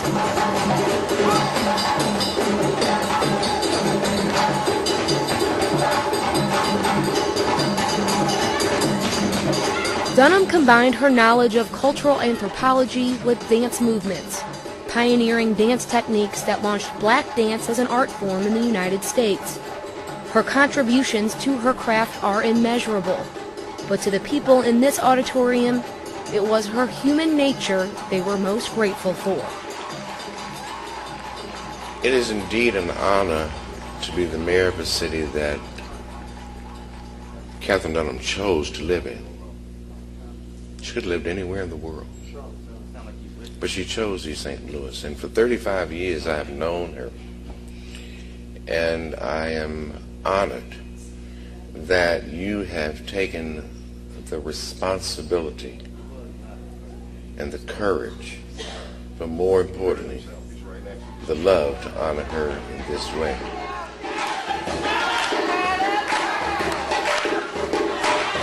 Certified Master Dunham dancers from around the country. Indeed, Katherine Dunham could have lived anywhere.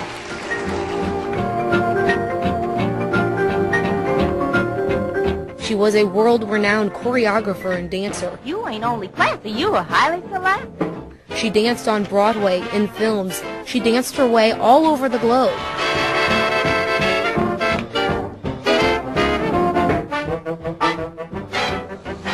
But in 1967, Dunham chose to call East St. Louis home when the city was in the midst of a dramatic decline.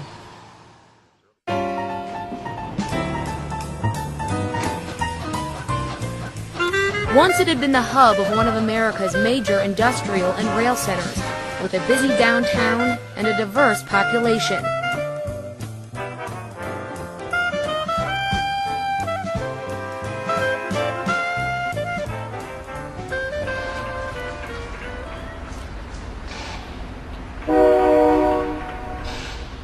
But in the 60s and 70s, East St. Louis was fast losing factories, jobs, and most of its population, and would become one of America's most disadvantaged cities, almost all black, dealing with poverty and crime. But despite the area's economic decline, East St. Louis retained a strength in families, churches, and culture, and so Katherine Dunham chose to stay. Miss Dunham saw in us often what we didn't see in ourselves, and she loved us far more than we tended to express our love for ourselves or each other. Miss Dunham has a way of pulling the good out of everyone. At that point in time, there was a lot of gang rivalry going on, and she just could not understand how these people were hurting each other. So she tried to channel that anger into something positive. Dunham offered the young men and women of East St. Louis alternatives to violence through what she knew best, dance. To her, dance wasn't just simply moving your body. It had a much deeper meaning that young people needed to discover. When I was coming along, there were a lot of little odd, different kinds of things, you know. But I think that people have lost something. They've lost the idea of what dance is. You know. Everybody seems to be in it just for a matter of personal pleasure. And there's more to it than that, you know. Such as what? What are Such as expressing your culture, expressing the meaning of your life, the meaning of the people that you came from, the meaning of your family and your roots and that kind of thing. Dance does this, you know. It's in there. We just have to take it out and use it.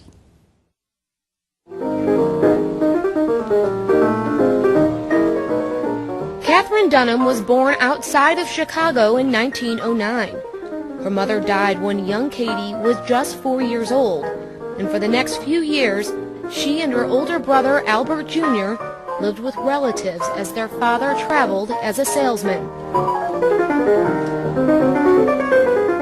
It was during this time that Katie became exposed to the world of entertainment, going to local theaters, seeing live performances up close.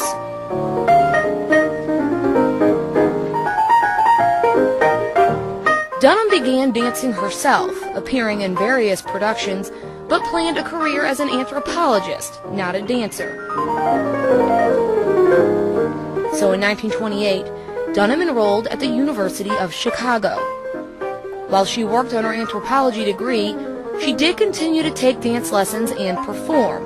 She even founded her own student dance company. During her studies, she was introduced to the concept of dance as a cultural symbol and began to study the anthropological roots of dance. After her graduation in 1935, Dunham accepted a fellowship to study anthropology and dance in the Caribbean. There, she earned the trust of the natives of Haiti and Jamaica, inviting her to join them in their most sacred rituals. It was this experience that changed the focus of Dunham's life and the development of modern dance. Dunham returned to Chicago in 1937 and immediately began incorporating African and Caribbean styles of movement into a new modern dance technique. Her technique, which is totally different than what any of us had ever had, but even today it's different. It's a whole, she really created a technique that is unique unto herself. In a nation where there had been no path for black dancers, Dunham formed this country's first black dance company and took them all the way to Broadway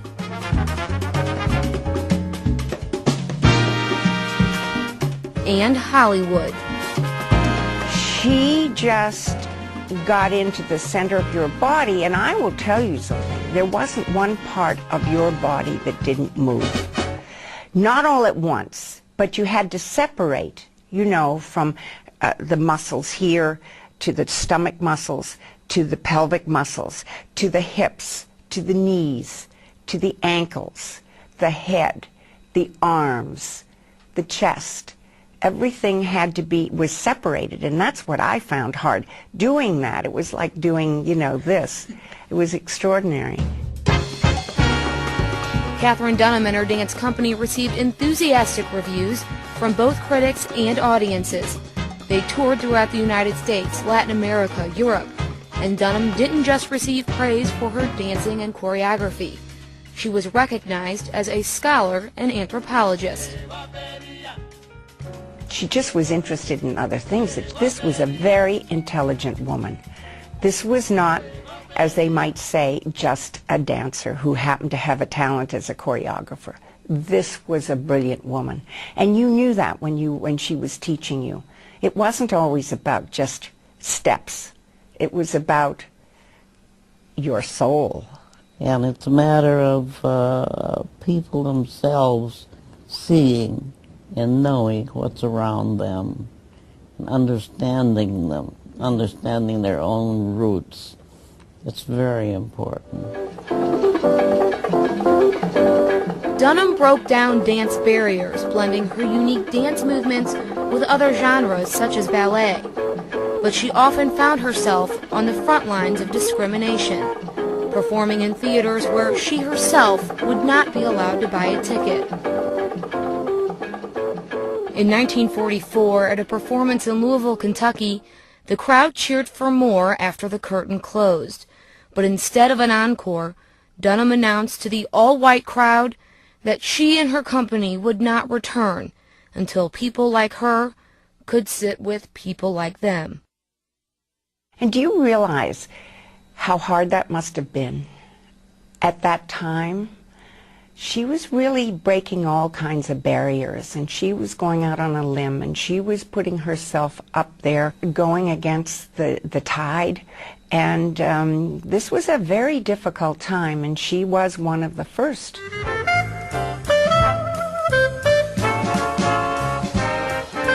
In 1941, Dunham married John Pratt, a costume and set designer who happened to be white. In the beginning, their friends and families disapproved of their union.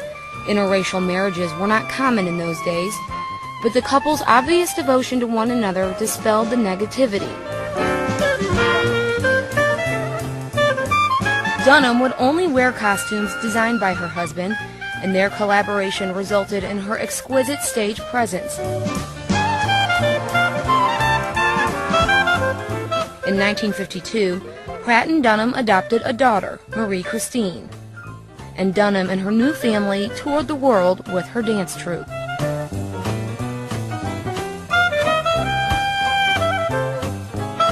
I would certainly say that the travel has been one of the very important things. And if I had not traveled, there are so many things I just wouldn't know. I think it's 57 countries of the world. And that's a lot. Dunham disbanded her troupe around 1960. And even though her life on stage was coming to a close, she was far from retiring from the world of dance. And her social activism? Well, she was just getting started. A relationship with Southern Illinois University brought Dunham to the Edwardsville campus in 1967. She just really turned the tide of the sensibilities of the black students on campus, because there were very few African American professors or artists in residence at that point in time, and we needed her. She gave us a sense of completeness, of pride, sense of really owning some portion of that facility. Dunham also called Haiti home, where she embraced the local culture and witnessed up close the discontent within communities. But she was astonished at the anger and violence between the young people of East St. Louis.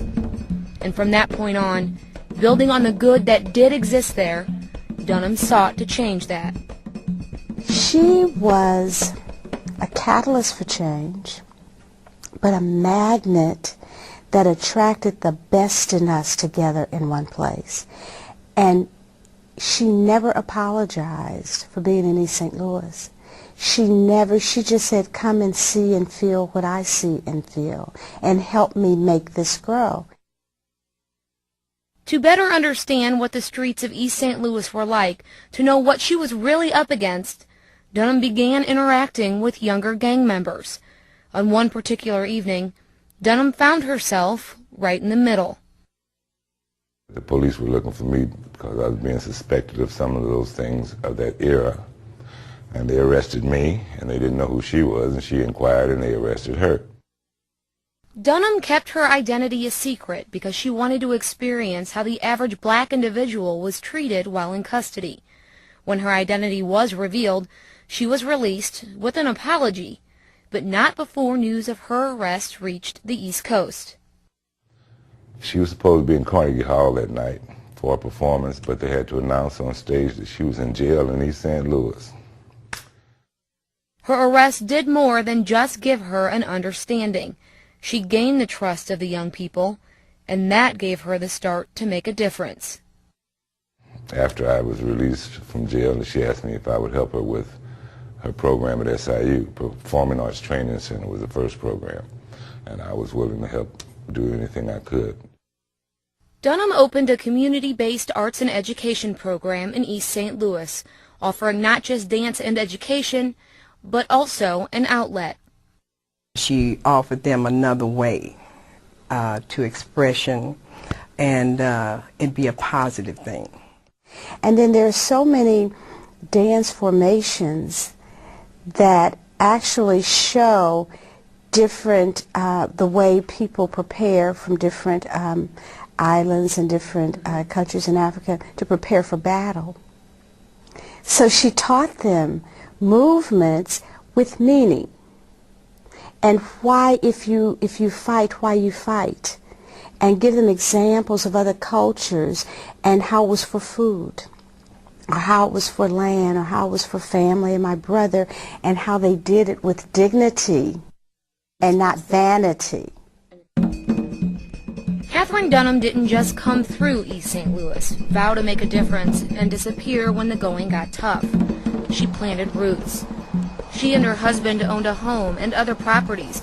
She opened a museum in East St. Louis to showcase her collection of African, West African, and South American art. The museum houses more than 250 pieces from more than 50 countries. Daryl Braddocks, the young man she helped all those years ago, is the museum's curator. This is how the griot, the historian of the tribe, talked about kunta with a kora, which is a predecessor to harps and guitars. In 1982, using money she received from a grant, Dunham opened the Katherine Dunham Children's Workshop behind the museum. Throughout the summer and school year, the workshop offers dance programs free of charge to the children of East St. Louis. Because her intent was for every child to be able to have, without the obstruction of money, exposure to the philosophy, the dance, the arts and crafts. We're in the public schools. This was always a dream of hers, always. Dunham did require that the children work, and work hard. There is a minimum grade requirement of a C average. It's a twofold thing, you know. The children learn how to dance, and then they learn how to balance dance and schoolwork at the same time. Dunham lived the rest of her life working towards securing her legacy, a legacy that involved much more than dance. She had a multifaceted world in her. She was an artist, she was an author, she was a choreographer, an anthropologist, a philanthropist, you name it, she had been there, you know. And I think this is what she wanted the children to know, that you don't have to stop at one thing. You know, the world is filled with different things to do, and she wanted them to know that you are part of it. And I hope to make a difference. But it's up to the people themselves, you know, to do a lot of work. And this I'm not too sure about. I want them to take nothing for granted, to take everything as possible.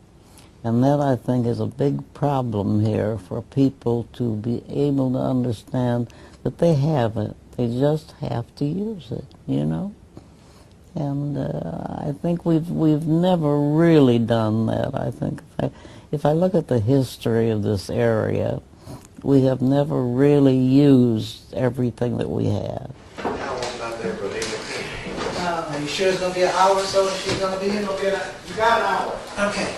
The people of East St. Louis took on her challenge, using everything they had to bring Katherine Dunham home. In recent years, Dunham had been living in an assisted living home in New York, making regular trips back to East St. Louis. But she wanted to come home for good. She wanted to secure her legacy here. So to prepare for her arrival, individuals, small businesses, large businesses, contractors, designers, young people, old people, all gave of their time and resources to renovate her aging home and make it accessible and comfortable for her. The people that worked with us, like the Metro East contractors, they gave us 3 for 1. For every $1 the state paid them, they gave us 3 in labor and more. You could go there on the weekends and you'd see our former mayor, Bill Mason, on a lawnmower, or pruning the flowers, or a painter who he and his brother, after hours, would do more work so that they can come in on schedule and give us the quality services. So it became a labor of love, money, donations. So when you say the community gave, they gave in a very priceless and loving way. So that was the plan. Katherine Dunham was coming home. Her legacy was secure. Her home was finished. The money had been raised to continue the programs. But when she arrived for what would be her final homecoming, they discovered she couldn't stay. We brought Miss Dunham home in the fall of last year, and we couldn't keep her. Just when you staff, food, transportation, the reality of we needed to do more than just pay the bills, we had to take care of her. After 3 weeks, she had to go back to New York. Dunham had had a successful career, but by the time she was 96 years old, she didn't have any money left. In New York, she had the security of friends such as Harry Belafonte to help take care of her, so that's where she had to go. I was very hurt that she had to go back because it's, oh no, how am I going to fulfill this vision for you without you?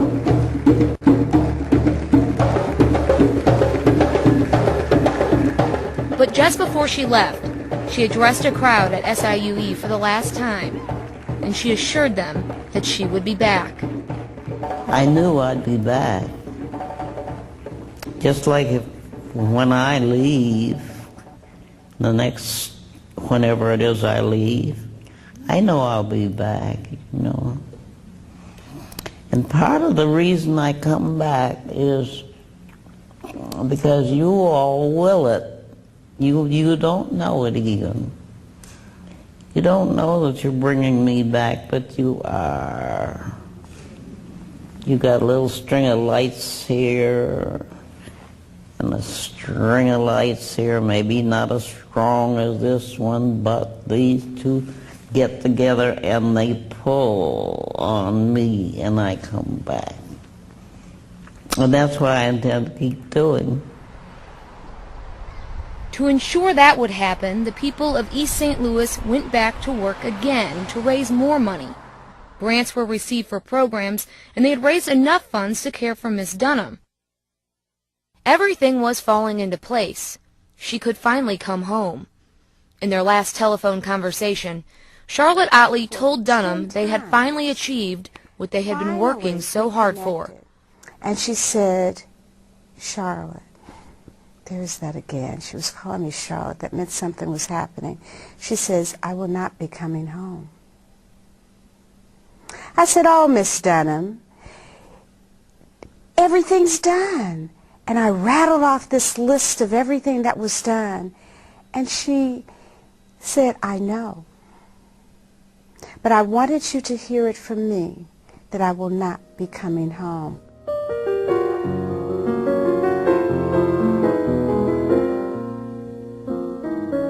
But Miss Dunham did know. She knew that the good she always saw in East St. Louis had prevailed, that her vision was secure, and her legacy would live on. Katherine Dunham passed away 4 days later.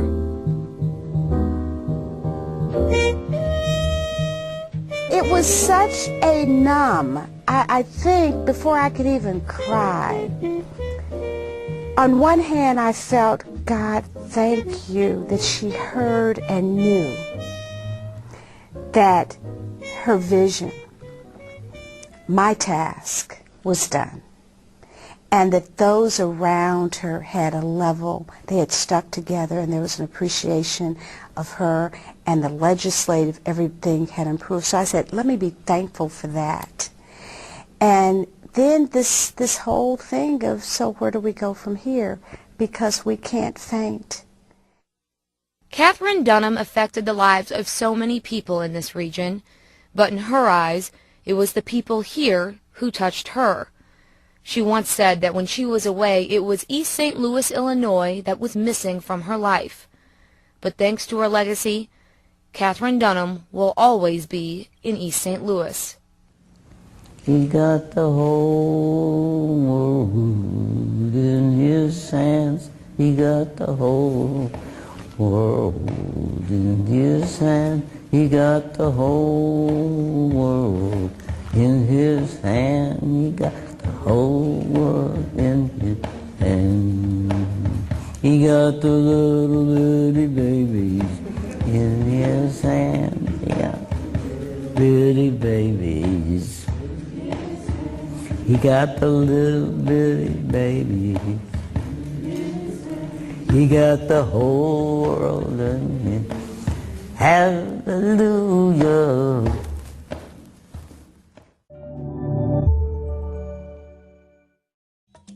I'm Heather Beale in East St. Louis. We're going to show you how the dances of the African diaspora became so deeply rooted in East St. Louis because of the legendary Katherine Dunham. Miss Dunham was a phenomenal woman, an educator, an activist. She saw the need for us to make connection to who we are as a people, to your whole self. I wish that people knew about Miss Dunham's legacy in East St. Louis. I want people to look on their stage and see a beautiful reflection of themselves as Black people.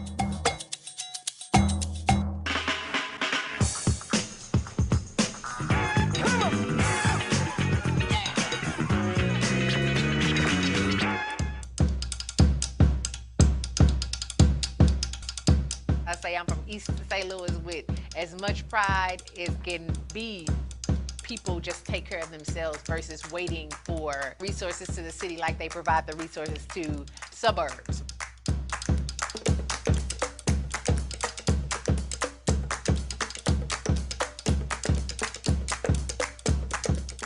My dance philosophy is Black joy. I represent how we are at our backyard barbecues, how we are in our basement house parties, the places that we are free. And I use Dunham technique as my vehicle to do that. Katherine Dunham is the mother of modern dance, not just Black dance. She could have settled anywhere in the world, and she chose to settle in East St. Louis. I grew up dancing at the Katherine Dunham Museum Children's Workshop. Growing up in a Black cultural institution, words of affirmation were poured into us and they were drilled into us. So in my mind, well, East St. Louis is a city of champions. I have been affiliated with the Dunham legacy for 52 years. Her whole thing as an anthropologist was, why do people like to dance? Miss Dunham went to Haiti to study dance. She went to Cuba, Martinique, Jamaica. Her peers were creating work based off images that they saw, posters and whatnot. Ms. Dunham actually went to these places and she captured the dances on film. I can see where it came from.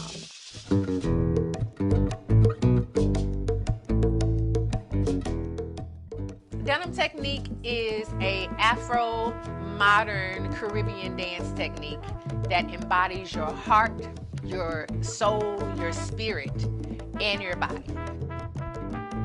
So there's a series of center floor work that we do, bar work, progression work across the floor.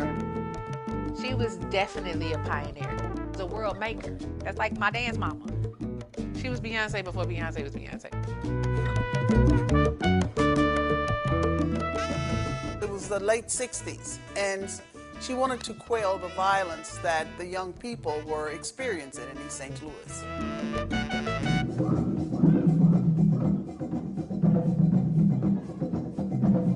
Dance, percussion, African study, anatomy for the performer. She had a complete program.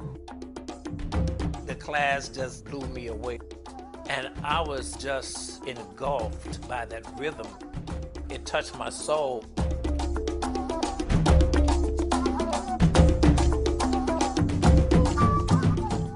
It was a cultural mecca that everybody from St. Louis, the metropolitan area, came there to get that spirit, to get that, and it was needed.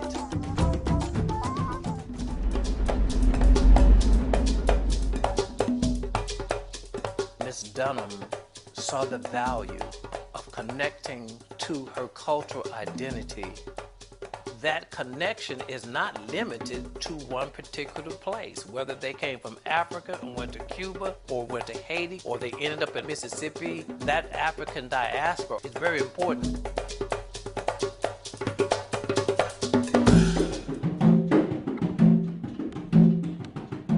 I'm most proud of being able to, that Ms. Dunham passed her baton to me, and I've taught thousands of kids. One of my favorite sayings from Ms. Dunham was to go inside every day to find the inner strength so that the world will not blow out your candle. I was that kid that was walking around with my head down, not feeling confident. Ruby Street had a tremendous effect on me. She engraved in me to never walk with my head down.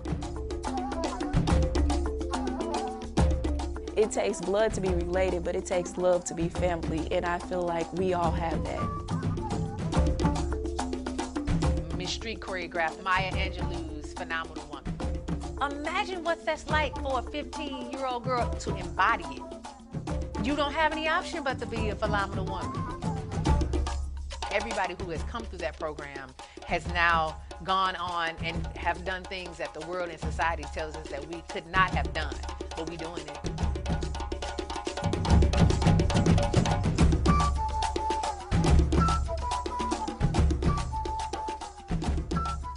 I did a piece right after Mike Brown was killed. That was in response to the unrest, the social justice challenges and struggles that were happening right here in St. Louis. And so it does not stop in the classroom. It does not stop on the stage. We are important voices to make a change. I have an army of people here physically with me that's powerful. You ain't even seen my ancestral army, and that's infinite. And so that's what it brings to the movement. Thanks for watching, everyone. Let us know where you would like to see If Cities Could Dance next. Drop your comment below. We out. We out.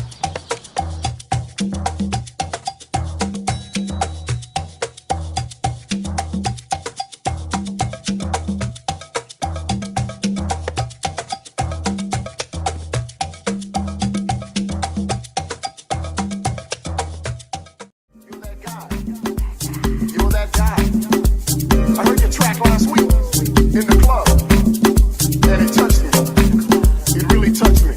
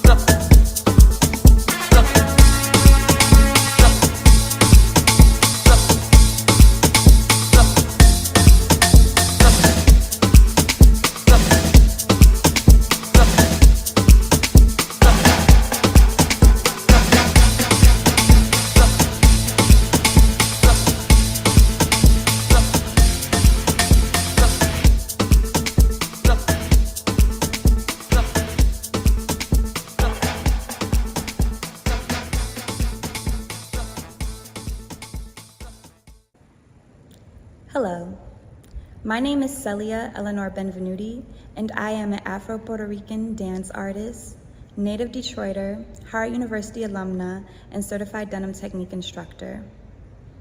In 2012, I graduated from the illustrious Howard University, located in Washington, D.C., with a Bachelor's of Science, concentrating in biology and chemistry. I've been certified to teach the Dunham technique since August of 2020. I've studied the Dunham technique alongside other forms such as Horton, Graham, jazz, traditional African, Afro-Cuban, Haitian, and Puerto Rican folklore for the past 30 years under the tutelage of my primary teacher, Ms. Penny Bodo. I am adjunct faculty at Wayne State University and a teaching artist at Living Arts, both in Detroit, Michigan. This upcoming fall 2024, I will be attending the Ohio State University in Columbus, Ohio, to acquire my Master of Fine Arts in Dance. Thank you. Hi, my name is Dominic Mitchell. I'm a Dunham certified practitioner. I'm currently based in London, UK, but I was originally from Detroit, Michigan, where I trained with Ms. Penny Bodo. I am currently exploring my practice and exploring the Dunham technique and finding ways to make the Dunham technique more accessible to a wide range of dancers. I'm a disabled dancer, and so my journey with the Dunham technique has been unique because I learned how to adapt or how to think of the technique holistically, integrating the mind, body, and spirit, which has enabled me to approach my practice in a way that integrates Miss Dunham's philosophy and Miss Dunham's legacy into all arenas of my life. And I'm very inspired by her work, and I'm also inspired by the community that has built around this form. And I'm so excited and so honored to be celebrating Miss Dunham's birthday and for this celebration. So I would like to thank everyone for attending, everyone who has supported me on my journey as a Dunham practitioner, and I'm looking forward to the next generation of Dunham practitioners to become certified and to share the knowledge and the philosophy behind this amazing and profound and impactful technique. Again, my name is Dominic Mitchell. Thank you all so much for attending this event, and thank you. My name is Alexandria Davis. I am a dancer, a choreographer, a movement facilitator, a performance artist, and happy to say a recently certified Dunham technique instructor as of this Memorial Day 2024. I am currently based in Michigan, where I serve as professor of dance at Michigan State University. And I am so grateful to be joining a long line of legacy keepers following in the footsteps of Katherine Dunham, a dance pioneer who helped us to understand that communication and socialization starts with self. The Dunham philosophies, its technique, its theories and methodology have truly helped keep me grounded and informed my performance as research, as well as how it is that I have been able to maintain a creative practice and performance process that's rooted in truth and rooted in cultural synergy.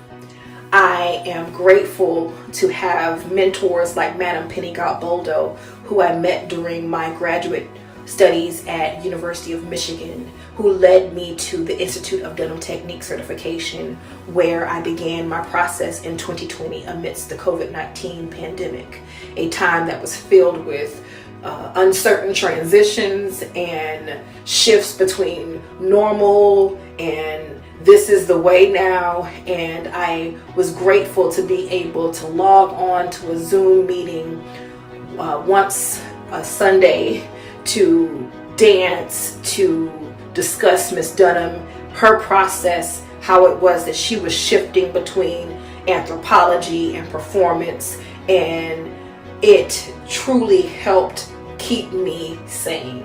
I am grateful to be able to share this technique with the generation to come and join you all in celebrating Katherine Dunham for the beautiful dancing spirit that she was and that her legacy continues to be.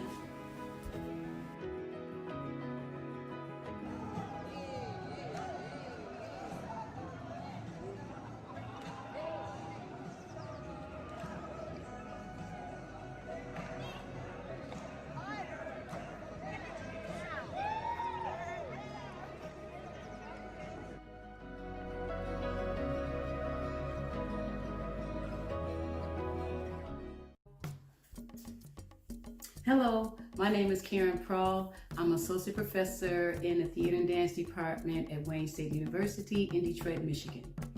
I was first introduced to the Dunham technique by Mr. Clifford Fears and Madam Penny Godboldo as a teenager. At 17, I went to New York and began taking classes at the Ailey Studio, where I continued to do Dunham technique, but I also was introduced to many other styles at the Ailey School. One of those styles was from Central Africa, Congolese dance, which I also love. What I would say is that for me, I did what I thought was natural to me. And I began to do the Congolese style, but once I became comfortable within myself, and I decided I'm going to do what makes me comfortable. And that was a fusion, a mix of movements. And whether I do liturgical, Congolese, Afrobeat, or whatever, the Dunham technique is always in whatever I do. In my dance classes, Dunham technique is always in my warm-ups, in my pieces. When I teach general education classes, I always have my students do research on Katherine Dunham technique, Katherine Dunham herself, and then they go into the Dunham technique. And I bring in guest artists who are certified Dunham instructors. I bring them in and give my students a taste of Dunham, which gives them that interest in Dunham technique. Dunham has always been a constant for me. Who knew? I never thought that Dunham would still be such a part of my life, but here I am, and it is. It's when I'm moving, the Dunham technique is very natural for me, and I began to mix these movements. I really didn't think about it until people kept saying, oh, well, you're doing this and this together, that's Dunham there, that's Congolese, and you're mixing it. But for me, the works I create, I feel that it moves together, even though the Dunham has an undulation and the Congolese has that circular movement. Oh, to me, they flow so beautifully together. I am a lover of Dunham technique as well as Congolese style. And to me, they mix together beautifully and lovely. And when I'm teaching my students, I want them to understand that mix and that style and how beautifully they move together. For me, and what I've learned, Dunham is not just a dance style. At first when I came into it, I said, oh, it's flat back and this and that. But you learn because, and something Ms. Dunham did with her dancers, they know their stuff. And when you take the class, one thing you understand is that it's not just a dance style, it's actually a way of life. To me, the breathing techniques and the discipline, period. Hey, I will say this, even in childbirth, I've had 3 beautiful children. I use the breathing techniques. I use the breathing techniques in my classes. So for me, I understood that sense of it is a way of life because I've used the technique and the thoughts. I've used this in my life at this time. So I understand that, and I teach that to my students also, that yes, you get through life and you'll understand, you'll use these things. I just finished a piece called Mamiwata, Detroit, Liberia, Congo. And to me, it is all about the power of water because we as Detroiters deal with water. And not just Detroiters, we as African Americans understand the power of water, whether it be Mamiwata, Mother Nature, or Yamaya, it's all the same and how powerful it is. So the clip that you're going to see, or you've seen, is a part of my Mamiwata creation with the movement, Yambaloo, and all these beautiful things. But I'll say no more and say thank you so very much for listening, and peace.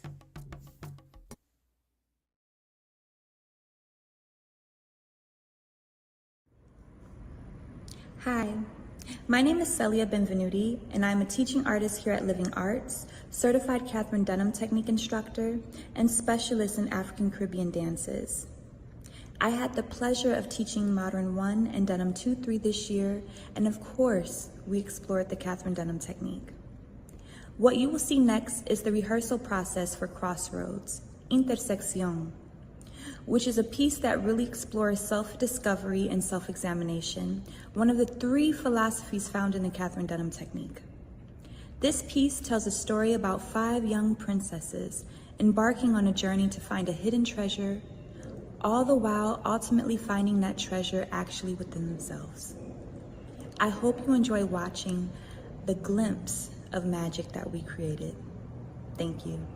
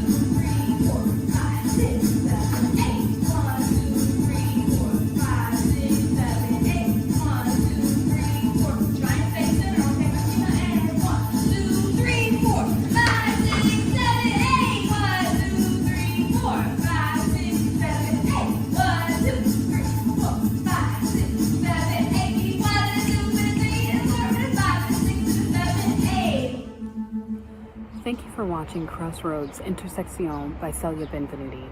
My name is Miriam Johnson, and I am a teaching artist in dance and the program manager for Living Arts' out-of-school arts program.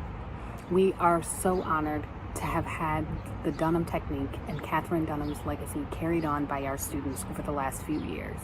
It has truly transformed the students themselves and deepened the conversations that we've had around culture, race, and dance history. Thank you for watching.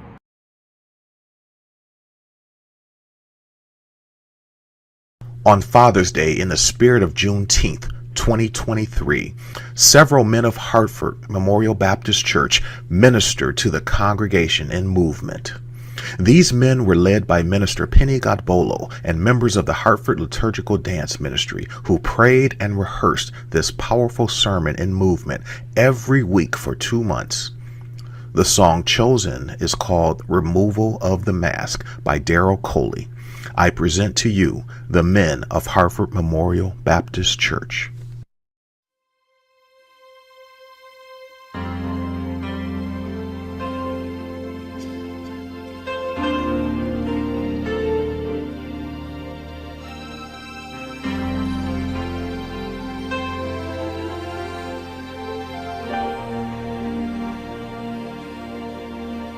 There was a man behind a mask,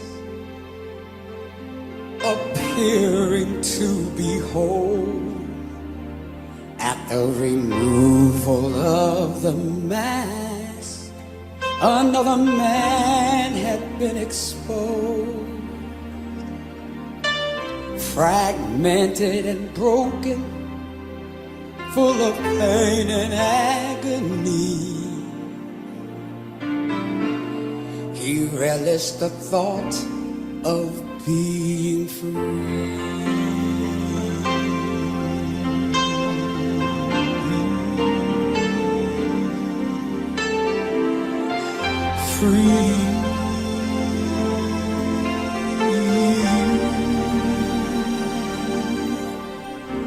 So he turned to the one who had created every man. Just like a loving father, God took him by his hand. One touch was enough to satisfy his every need. I was that man. Thank God I'm free.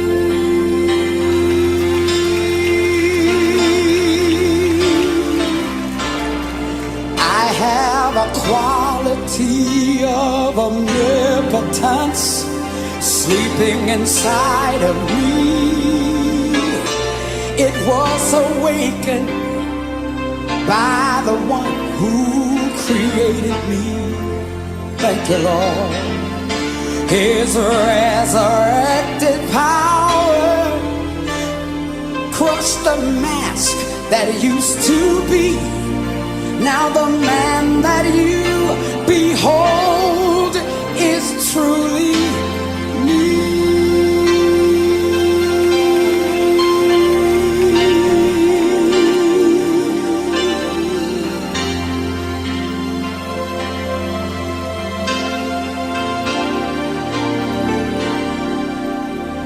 Just in case you're trying to hide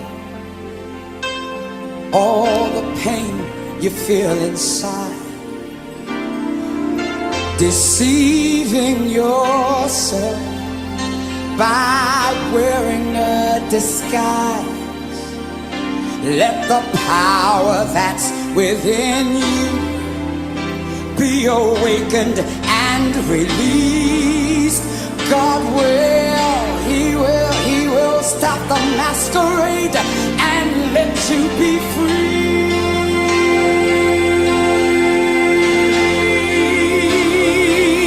I have a quality of omnipotence sleeping inside of me. It was awakened by the one who created me. Thank you, Lord. God's resurrected power crushed the mask that used to be. Now the man that you beheld is truly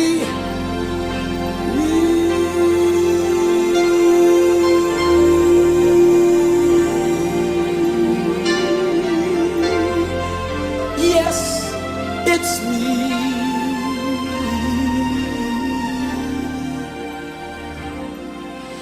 I I'm afraid the masquerade is over, over.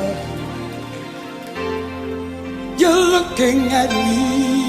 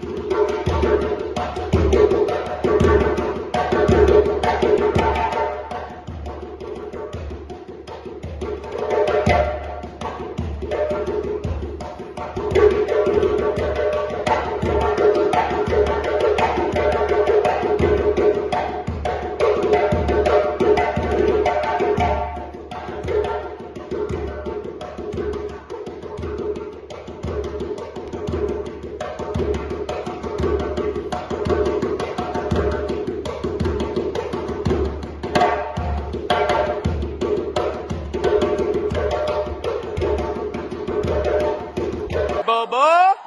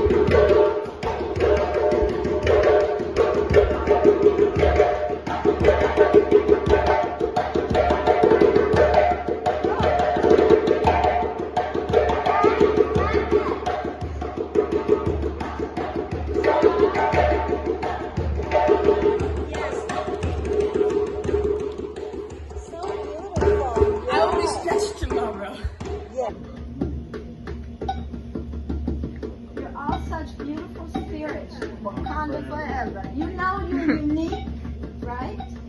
Nobody like you in the world. Wakanda forever.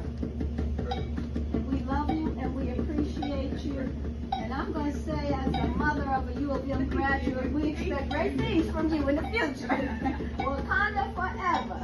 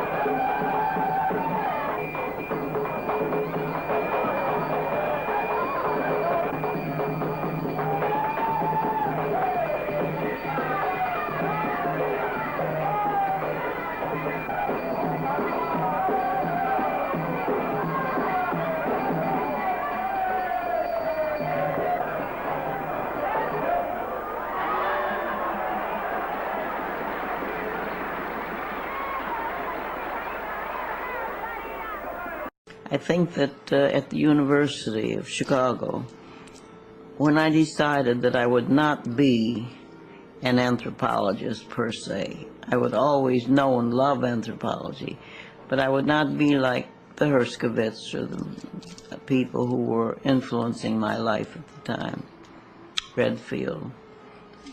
I felt that I got my satisfaction and feeling of accomplishment in life from dance.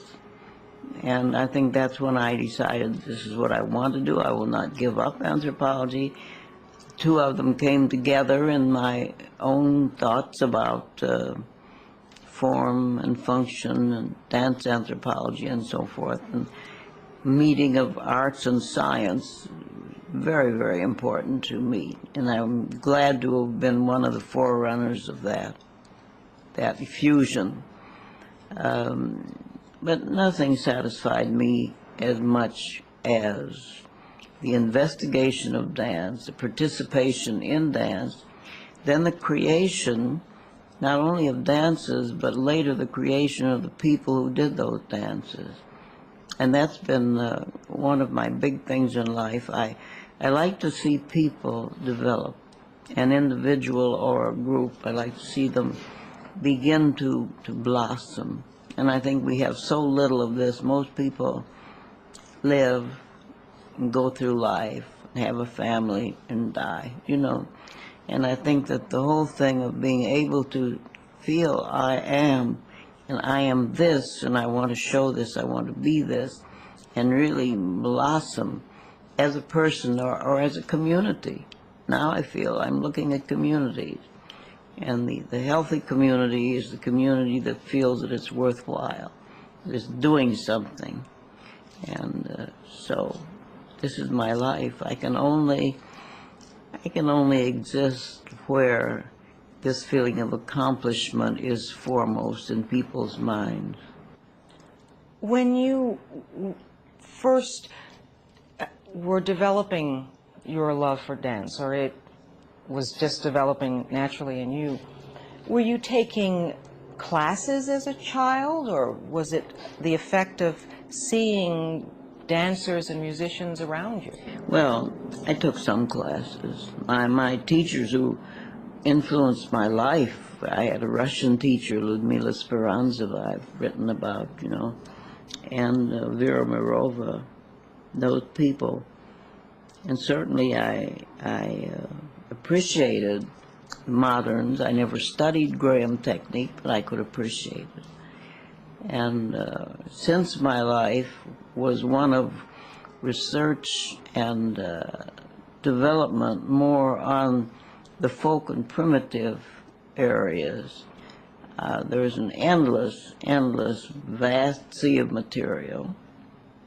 There was one thing led to another always. There was no stopping, no sitting down, no resting points. It was always a vast sea of motion, movement, and it was up to me to see that it was directed toward the right thing, of beauty, of whatever, the intention, joy, pleasure, fulfillment.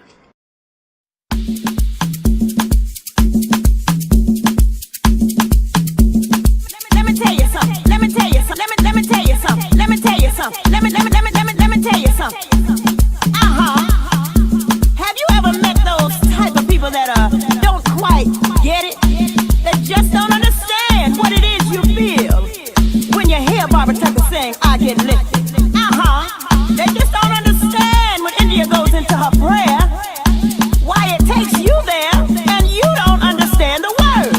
And honey, it doesn't even matter if you got 2 feet. Woo! And we can feel it. We can feel this thing. We can feel this thing. Oh yes, we can. Woo!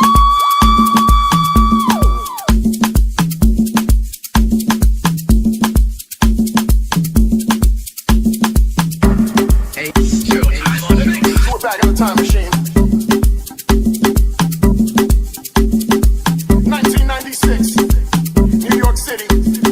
New York City. Sound Factory bar. 2 o'clock in the morning. We was chilling. We were hanging in the club, living the dream. Living the dream. Open bar, vodka tonics, house music, hot women, house music. Little Louis was on the decks, cause it was industry night. We had house music. Short little Latin honey steps up to me, and she says, "I see you. I see you. You're that guy. You're that guy." But who am I? Connections. Making connections through music. And that's what I'm talking about. So if there's anyone in the club right now that says they don't understand house music, if there's someone standing next to you right now who says they don't appreciate this music, they need to leave the club right now. Because there's a lot of us in here, and you will get hurt.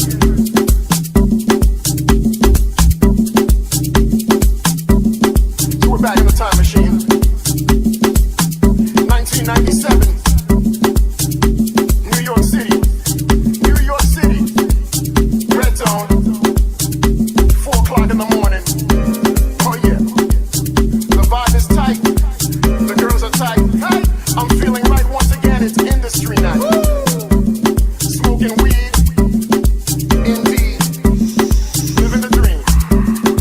David Morales on the decks. He's making checks. Hotties on the set. Todd and Kenny breaking necks. Everyone's living the dream. So I'm hanging out in the VIP. Little Japanese dude steps up to me with a 2-inch in his hand. He had a 2-inch in his hand. He had dark glasses on.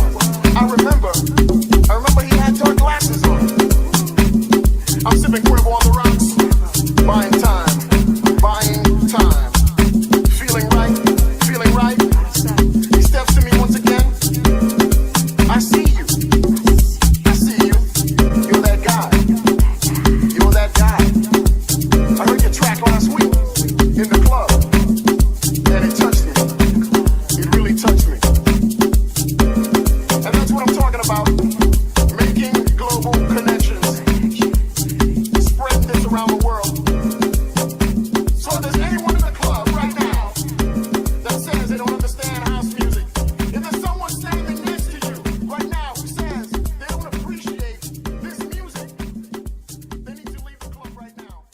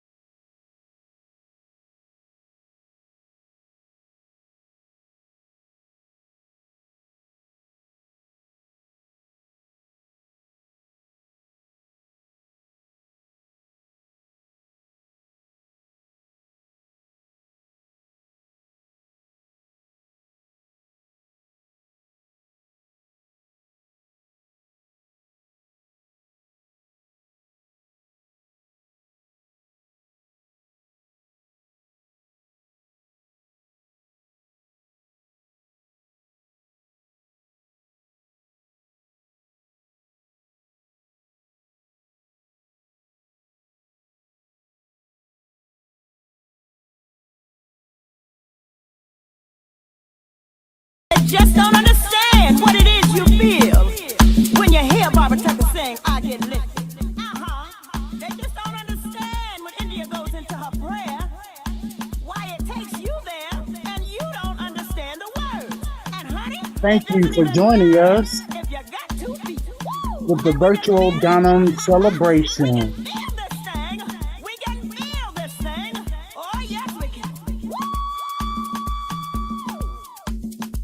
This episode will be repeated here shortly. Thank you again for joining us, everyone.